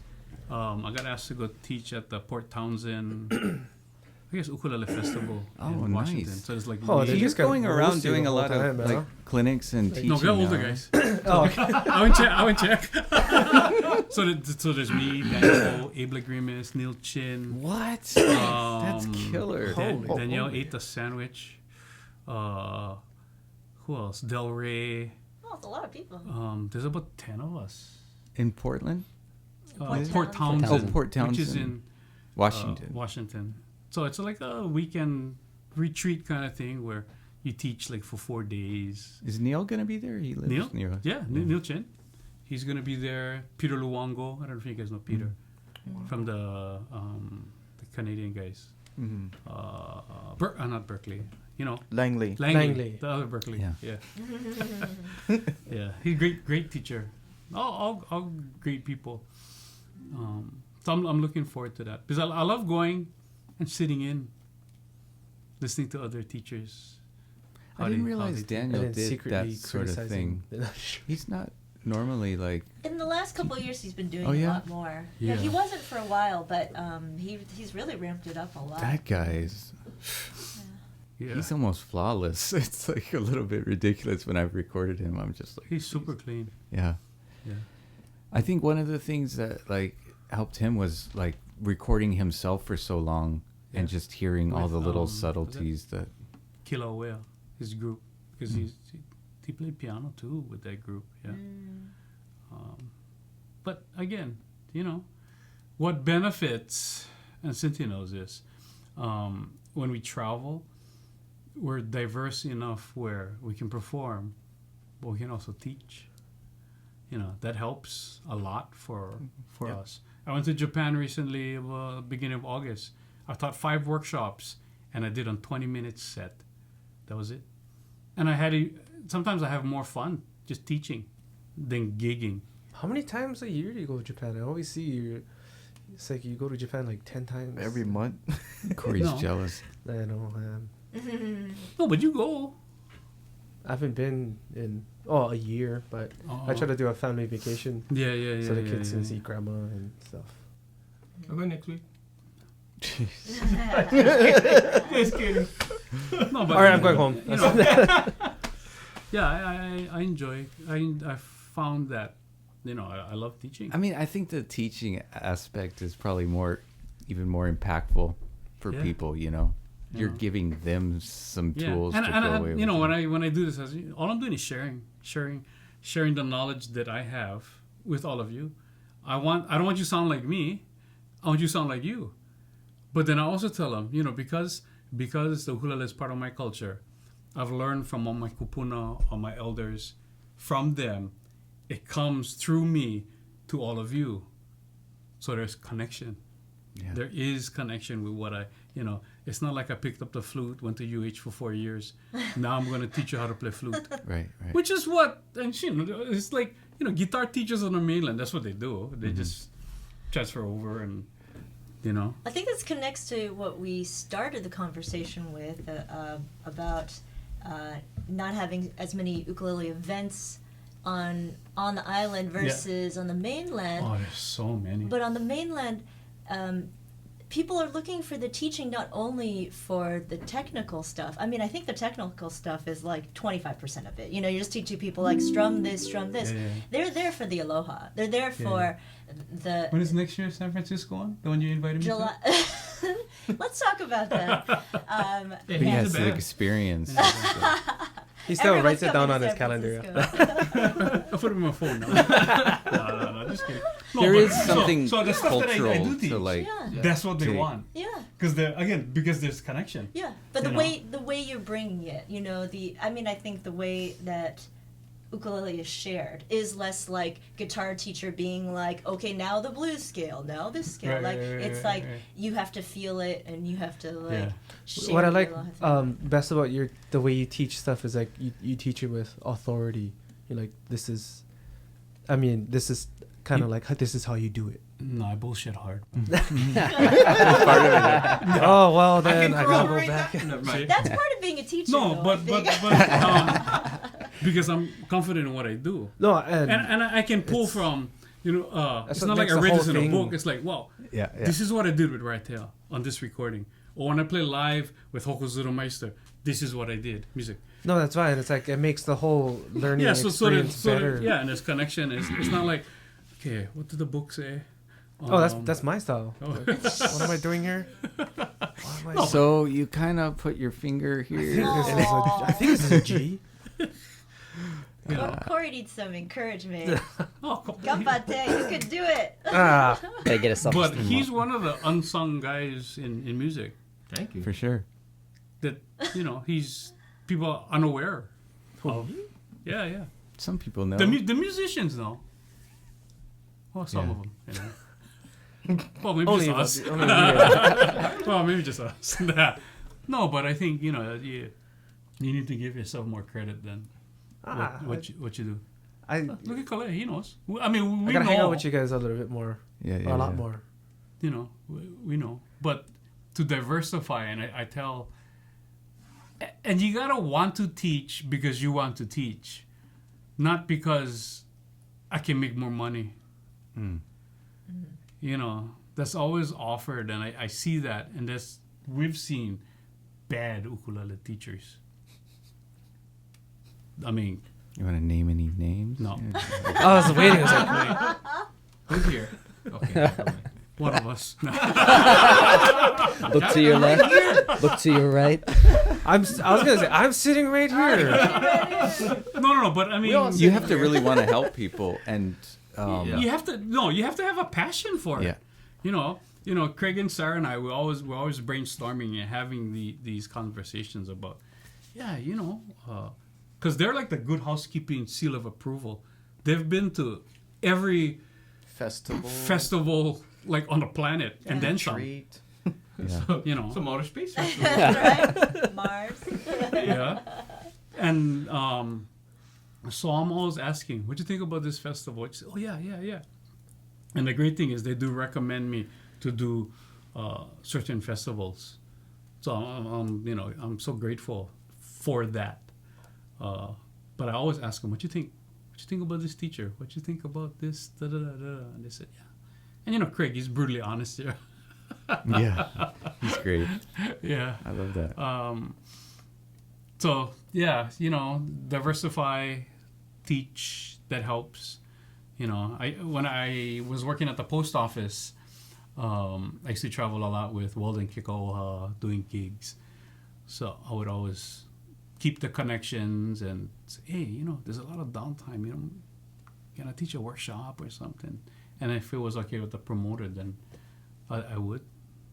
So I just found the passion for sharing, especially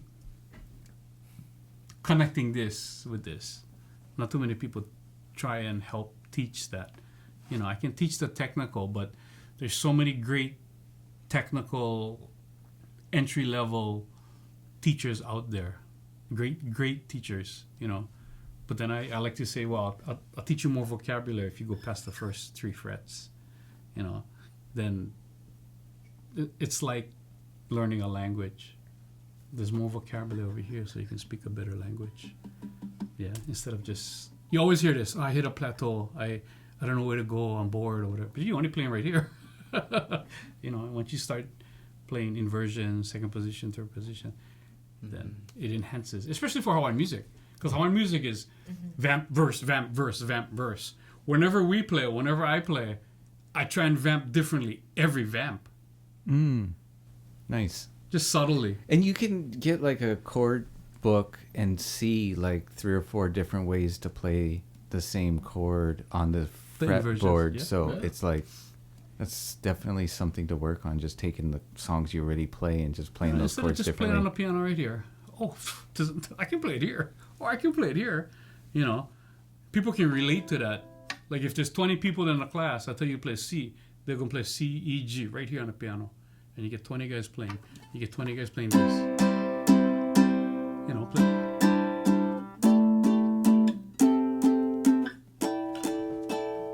Those are all possible chords. So that the sound spectrum is like this. And that's what I listen to. And I try to encourage people, if you're playing in groups, that's the best time. Because you're doing it in real time. And try. Don't try and stand out, but try those chords, the inversions. But we play the same songs over and over that's the best time. You already know the song, just try all the inversions.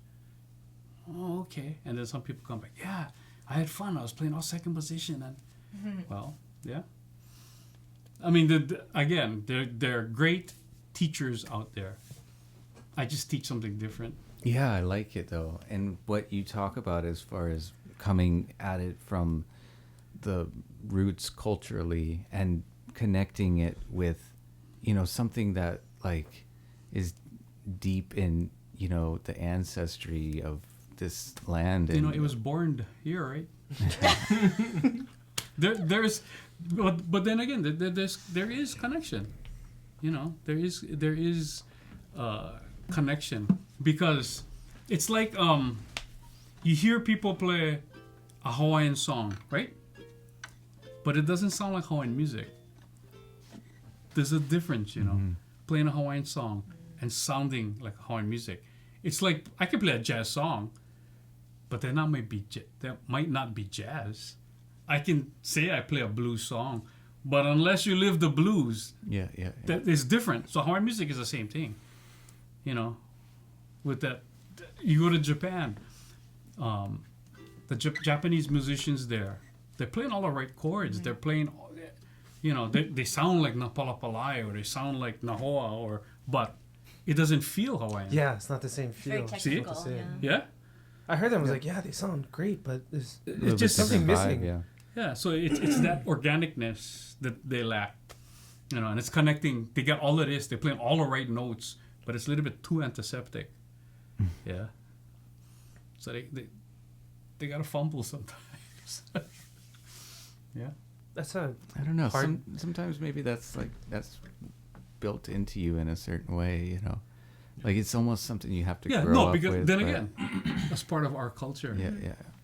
You know, I could play a Japanese song, but they'd look at me and go, that doesn't feel sound Japanese. right. I'm playing all the right notes. Right. Why doesn't it? Well, maybe I'm not Japanese, or I didn't grow up in that culture. It's different. You know, maybe if I grew up there, then I would have a different perspective and feel for it, you know. Because you can come here and learn how to feel the Hawaiian music. But then to reproduce it is just as You gotta feel it. It's just... I think that's a big part of why I'm here. You know, that I get to immerse myself in like the real vibe. You know, I'm not trying to absorb it just from recordings or you know, You from just like wanna... the few Hawaiian people that I get to see. And listening to you talk earlier, you sense that. You already feel Oh yeah. that there's something Yeah. different about, Right. you know, it's not the technical. It's like, oh no, they just, you gotta hear it. You just gotta emulate it. Yeah. You know, and you gotta... But which is why I'm not rushing to do gigs here. I would rather just kind of sit in it and make sure that I'm groove it. absorbing as much as possible. Solid. We'll see you on Tuesday. Yeah, I'll be there. Yeah. Nice. Too far. Oh, we're gonna be Kailua. okay, good. But on the 10th is when I leave for Port Townsend. So he's gonna have the gig at Nico's 38. Yeah. The town hall. I'll just come to eat. Hey, come to eat with an instrument. I do. Okay. Where's that one? It's on Nimitz. Oh, okay. It's in Kalihi. Oh. It's about the piers actually. Okay. 38. Yes. Oh. Nice. Is it outside? No, we play indoors, but it's open air. So it's not enclosed. It's But- like 2 minutes away from Kakako. From like our shop Nice. is like Okay. So I'm just gonna take yeah, Corey's yeah, car yeah. and tell him the keys are at Nico's. Do it. Do it. I'll give them to you, and he's got to play at least 2 songs before Saturday. he gets them back. How far is September 7th away from now? Next week. Saturday. We're at Shirokia, September 7th, 6:30 to 8:30. At the Alamoana? Village Walk. Alamana, the Village Walk, you know that stage. Yeah. So a lot of these places, it's not real conducive to going. They're not here. They're not there to see us. Right. I mean, people do come to see us, but that's our parents and stuff. Byron. No, but that's where Xanax say, hey, I heard you guys are playing it. Saturday. I'll come jam with you guys. Yeah. Shoots. And then we're working hard on musical awareness. Now it's like 4 musicians there. Where do you fit? You don't want to step on anyone's toes, you know. So a lot of it is I'm just playing on a 2 and 4, listening, jack. Yeah.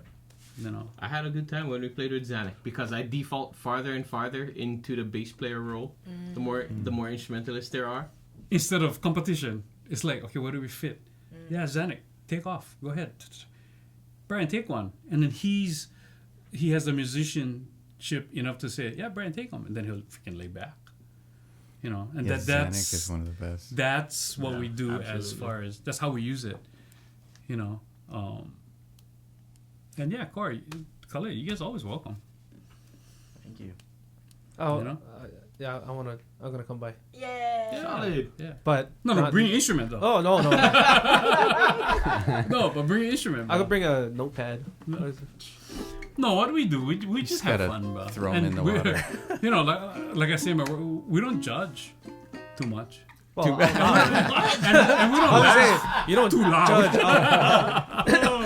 we don't talk laugh trash too to loud, your bro, face. so- We won't say it to your face. Yeah. Yeah, when Uncle Benny was giving me the lesson, inside, like, his eyes were like, what is she doing? No, but you learn though. But yeah, he was Even- happy to even teach me. in Watch, I'm that- gonna be playing, and then I see Uncle Brian. No. And then after the song, hey, good job, Corey. Good Then job. they're like, hey, thanks, Corey. Oh, you can unplug. He's gonna unplug now. Can you turn down a little? No, See Uncle in the back. but see, you play Jeremy. You guys have been put in that position already. Through that made me Yeah, a better player just with other people. yeah. And No See, fear. that's another thing with the general public. Just because you're an ukulele player or soloist, that doesn't mean you can accompany somebody. But just because you accompany somebody doesn't mean you can do solo or studio work. They just kind of lump. Oh wow, you play ukulele. Can you come play on these tracks? Do you know what you need from the ukulele player? Like, what are tracks? what is that? What? It's like not every good musician can be a studio musician too. Right. Right. It's totally. What's that clicking sound? It's not following me. Can you move the click? No? Oh. Yeah, so that's the thing. So as ukulele players, we wear many different hats, but we also can showcase the versatility of the ukulele as a solo instrument, as an accompanying instrument, as a lead instrument, as a rhythm instrument with vocals. Yeah. And that's the beauty and joy of, the instrument we all love. Can I get an amen? Amen. How do you say it in Hallelujah. Hawaiian? I'm in it. Oh, It's Thursday. It's Sunday. Cookie oh, what? Oh, I only know that much Hawaiian. Oh man, Mahalo. I would come to your service. Like this kind of talk. Like I just. No, I mean, Fills me up. I get passionate about anything ukulele. Yeah, that's awesome. I get just the playing, the teaching, It's contagious the jamming. too. So that's where the confidence comes in as far as the teaching part. Because Excitement. It's like when I'm not you teach, BSing. it's like people will. It's very valuable information. People will listen and I think not different, but information that isn't shared a lot. Because there is the technical, which is great, but it's like, no, how do you connect this with this? That's and I think people go, oh yeah, how do you do then that? it makes the whole thing better. The whole experience. And it's it's about musical awareness, but it's also next level thinking. You got to be able to do that next level thinking to enhance what you're doing and here. what you guys are playing too Yeah. is totally next levels. Got to be Blown like Byron away. and be having a conversation with all kinds of music. I You can't even hear do a that. wrong note. Just Wait.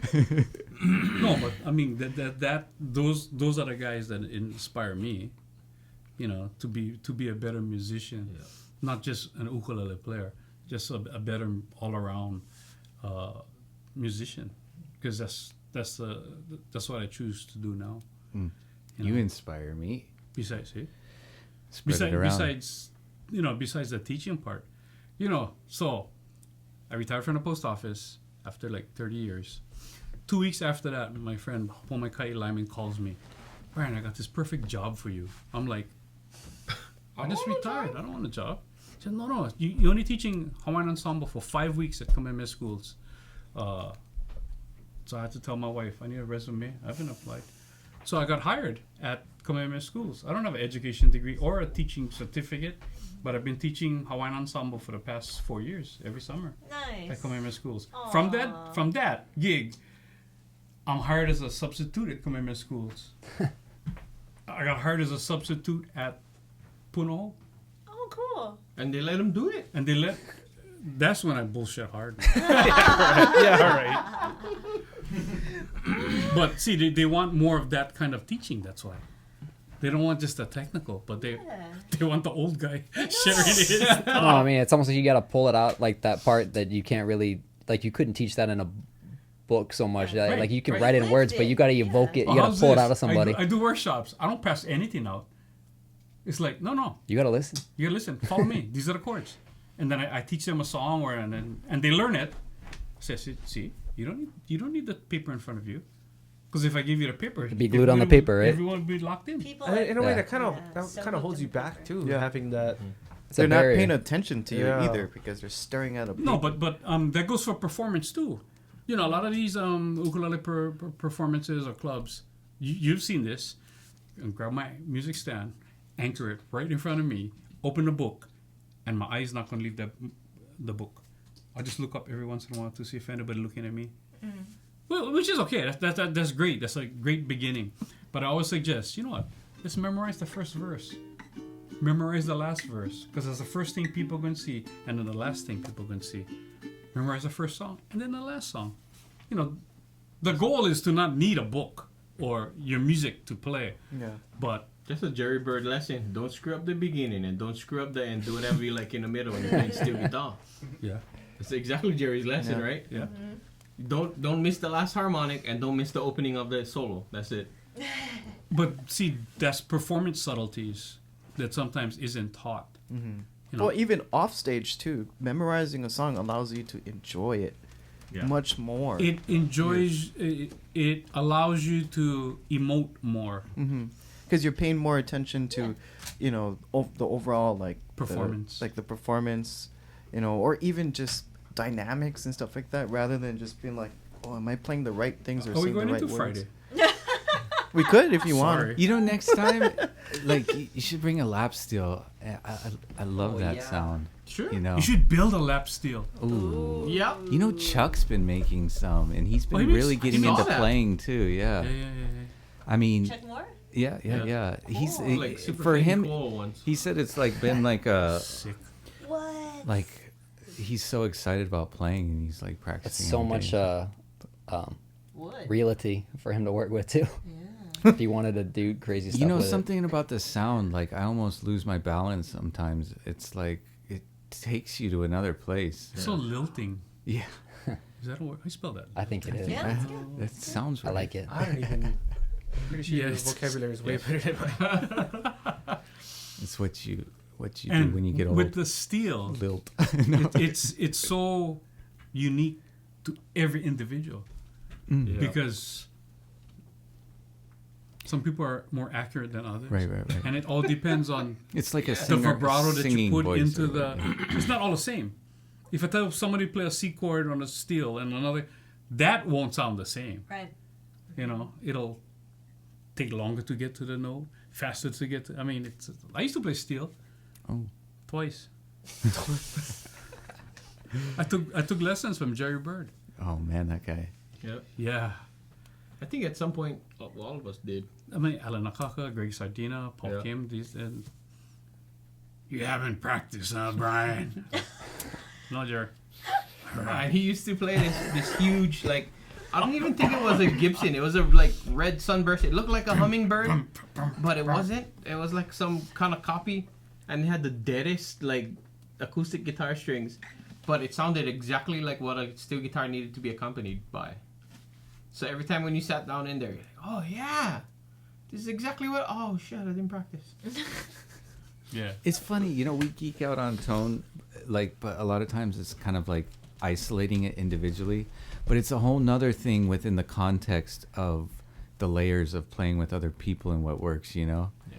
It's like sometimes, like, those old dead strings are just perfect for that situation and that, you know, that sort I of. like that. That's going to be my next post, I think. More musicians should be concerned about tone, more about tone than technique. Well, that's, yeah. Oh, you know what? I just went to go watch Jimmy Oh, Vaughan. you posted that already? No. Oh, yes. I went to go watch Jimmy Vaughan last week at the Blue Note. And it was awesome. He played a Strat with flat wounds. Oh, Cool. Bro, it sounded so good. It sounded like a L5. Sounded so Interesting. good. I was like, bro, what are you doing? He was playing two tweed bassemans, like sticking up. One was sticking up and one was facing out and it was hiding behind the other one. So you could hear his stage volume from like the bar. because then the tone is what makes a lot of the music too. Right? Yeah. It's like I was talking to Tobias. And we used to listen to a lot of this old reggae recordings from Jamaica, and he was like, "Oh, you know these drum heads? they couldn't get them. They couldn't afford them, so that's why they had that sound. It's a dead. That snare sound is dead, and that's why it has that really short sound. The reggae As a- bass sound is a really dead sound too, and I think that's just because they didn't ever Dead want to change their strings. strings. Dead straight, everything was dead, but But it they sounded. worked their sound around. When I played music with Weldon Kekaoha, Alika Boy Kalale is the bass player. yeah, He never changed his strings. Like never. Like never. He bought the guitar. He's like, all right, these strings are gonna No, last stay on but it forever. he got that tone Yeah, and it was a acoustic bass where it sounded more like an upright. He could make it because it just had that deadness in the strings. So maybe that's another workshop that you can teach All right. about No change your strings. about tone. Oh yeah, I'd love to do that. You know, because again, when you mentioned, more people should pay attention to tone. Like when we played all the ukuleles, we all noticed the different tones and what it brought, the roundness, the richness. You know, not everybody can. Yeah, sense that they're like, oh no, I need these strings. Like we were talking about strings. Oh no, I need this set because so and so uses this set. yeah. That and it has nothing to do with tone. It just has something to do with, because so and so uses this set, I'm going to use this set. But they're not paying attention to. Yeah, and I mean, some people I've heard before where it's like something that's less expensive and more expensive. They're like, they sound the same. It's like, well, if they sound the same to you, then you don't need to like worry about spend a it. ton of But money. Yeah. for some people, they're like more sensitive to what's going to inspire them is like, you know, something that's Like really we all moving know that them. cables make a hell of a big difference, Oh, yeah. man. Mm-hmm. Yeah, that's something that's kind of come to light in the last few years. How much of a difference? Oh, big difference. Mic cables, microphones. Do you use Analysis Plus? I use the silvers. Hmm. I'm still trying to get Jake's hand-me-down gold. Yeah. The Fortune. $5,000 cable.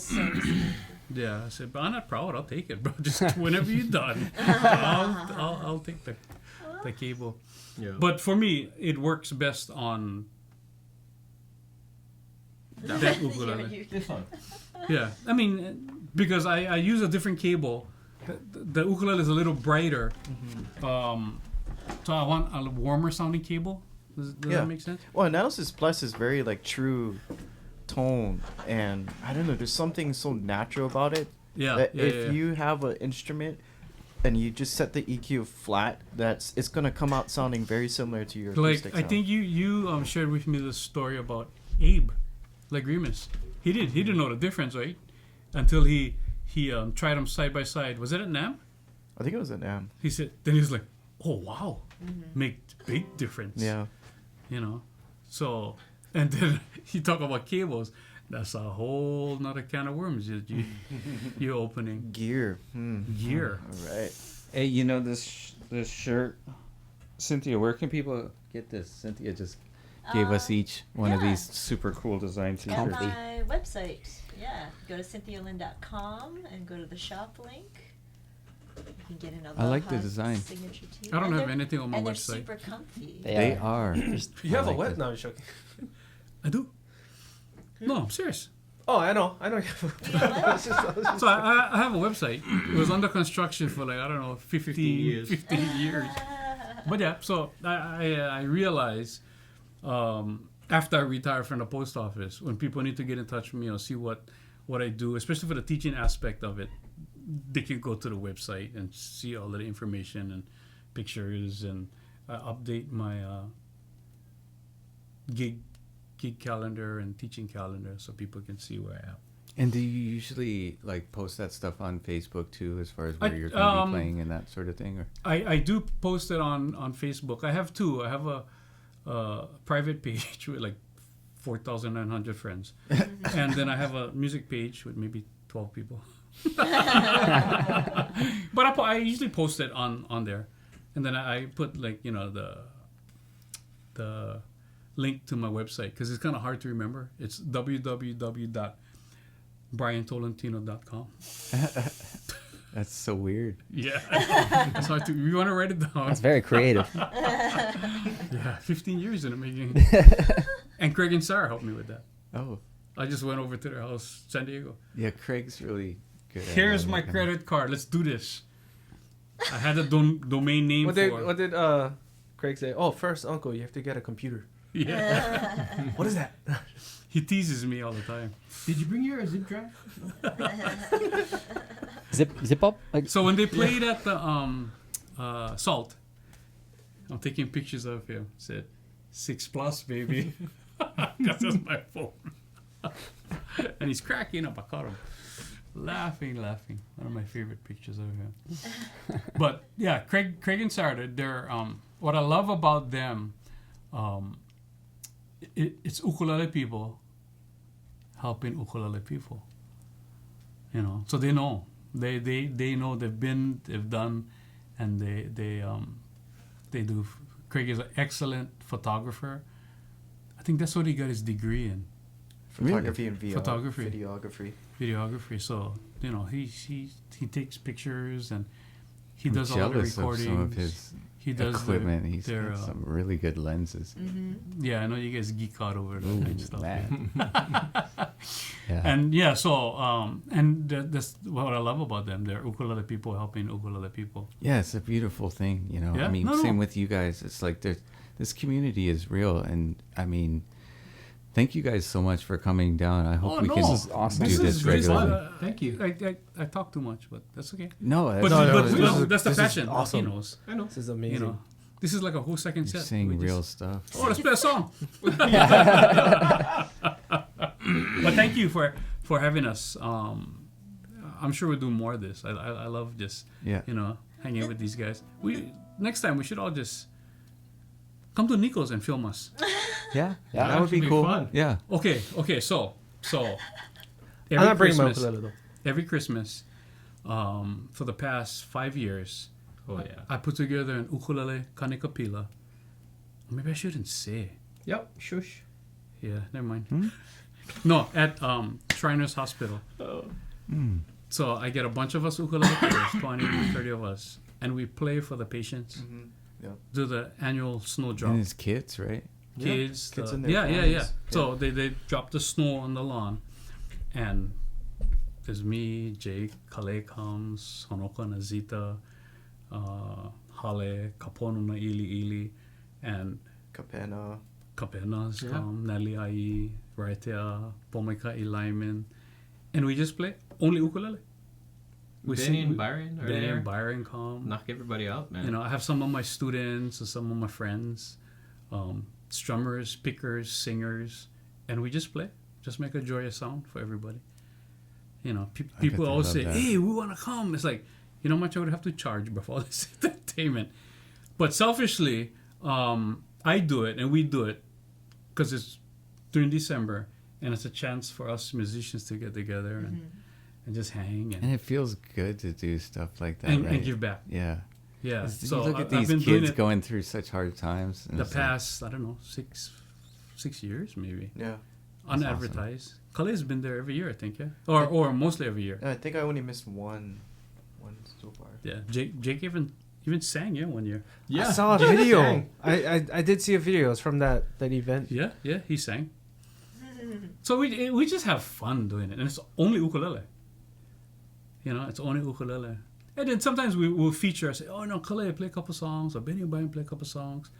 Pomeka Lyman will come, bring her whole family, and they do like a small presentation. Cynthia's coming this year. How come? When is it? I gotta check the date. Okay. But it's usually like usually Friday in December. Yeah, but you cannot tell your friends like on podcasts or anything. So I'm not gonna give you the date yet. Suddenly there's a ton of people showing. Watch Yeah. tomorrow. We're gonna have like 500 emails No. Yeah, about that. but Thank- no. Thank you for having us. Yeah. This was fun. We're gonna do. I want to do this more often. Yes. Totally. Talk about stuff. Yeah. Yeah, because I think there are enough videos and stuff of performances out there. There's a ton of stuff, yeah. But nobody sits and talks shop.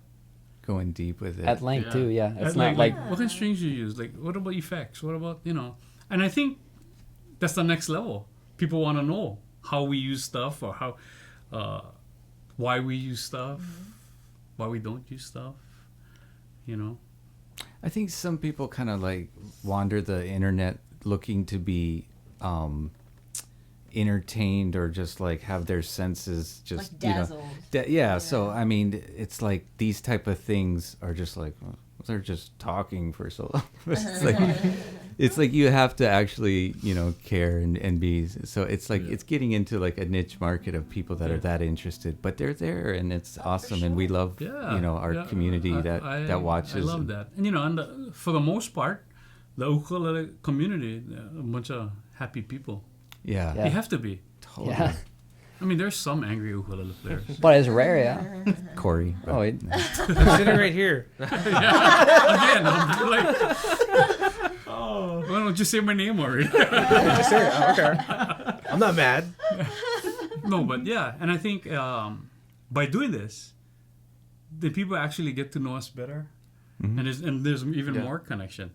Well, they might hate us. I don't know. I mean, on a selfish level, I like to have these conversations. It gives me a reason, like for no, even without the camera. yeah, just, you know, you guys. like, Well, it's rare. I it's just think great to a lot of have a times- reason for you to come down here. A lot of times artists only see each other at gigs, right? You know, or a festival, you know, you all perform together, but you don't have a lot of time to hang and talk story together, you know? And like that's the best part. you Yeah, know, that- that's why I always bum rush Craig and Sarah's house. I'm coming this weekend. Oh, okay. And then we just talk shop. We talk about everything, yeah. you know. Or when we go to lunch with Byron them, and you know, we just talk and play and like this. There aren't many times where, like Cynthia said, that we're always in passing, always in passing, you know. Or at the retreat, you know, we really didn't have time. We had some downtime, we'd talk, but we're always teaching. We're always, you know, And we're talking when we're about to go to bed. It's like, separate rooms. We're in separate rooms. Just going to sleep. make that clear. Pillow talk. Make it clear. Pillow talk. And music. Music talk. Yeah. And it was hot during the retreat. It was so funny. There was three bedrooms in the cottage we had. One long like hallway living room. There was one air conditioner about this big. We had 3 fans blowing in the whole place. Yeah. We each brought a fan from home. It was that. Oh wow. That's where you just like open the fridge and just kind of sit Put your head in. I told him, you know what? Just leave the freezer open. we had frozen towels inside of the Yeah, That's frozen what I used to towels. do It in was like, summertime. Fall asleep with ice packs and wake up just. Yeah, drenched. But yeah, I mean, yeah, let's do this more often. Yeah, I'm into even if you guys want to do it like Right on. remote, we will eat lunch or do something and Yeah, we could set Let's up get food something into like it. We could have a podcast at Dong Yang's. That would be mean. Or I'm totally. no, down for actually something those like those that. kinds Maybe a of bakery you or could something. do it on Facebook Live or something and just shoot it for however long you had lunch Yeah. and talk about all kinds. I'm super picky on like quality, like you know. I when thought you I were gonna say food. No, I'm not. I eat everything, but like you know, like when we were doing those recordings at Salt, like I would bring this whole rig down No, I there remember. to be able to run a separate line to. So I have a splitter that takes it in, and then we're running to the main board, and then the secondary to an AD converter. So like, but it's like for me, it's like. You need It's just, essential- there's Well, just we so can do it much here. recordings out there that are like, you know, phone quality or just stuff that No, I'm just I'm like, super it doesn't do it impressed with justice. this. that you can know? fit in Dong Yang's. We could roll it in, man. We got it. There's Salt. We can get it down the street. Why you gotta criticize my phone recordings? For? Nah. I mean, the content Even when I is- watch it is back, real. it's like, who's that? Oh yeah, that's all. No, but yeah, this is great. This is great. Sharing our mana'o, sharing stories, and hopefully it helps the ukulele community. It does. Whether playing, technical, whatever, where to eat. Oh yeah.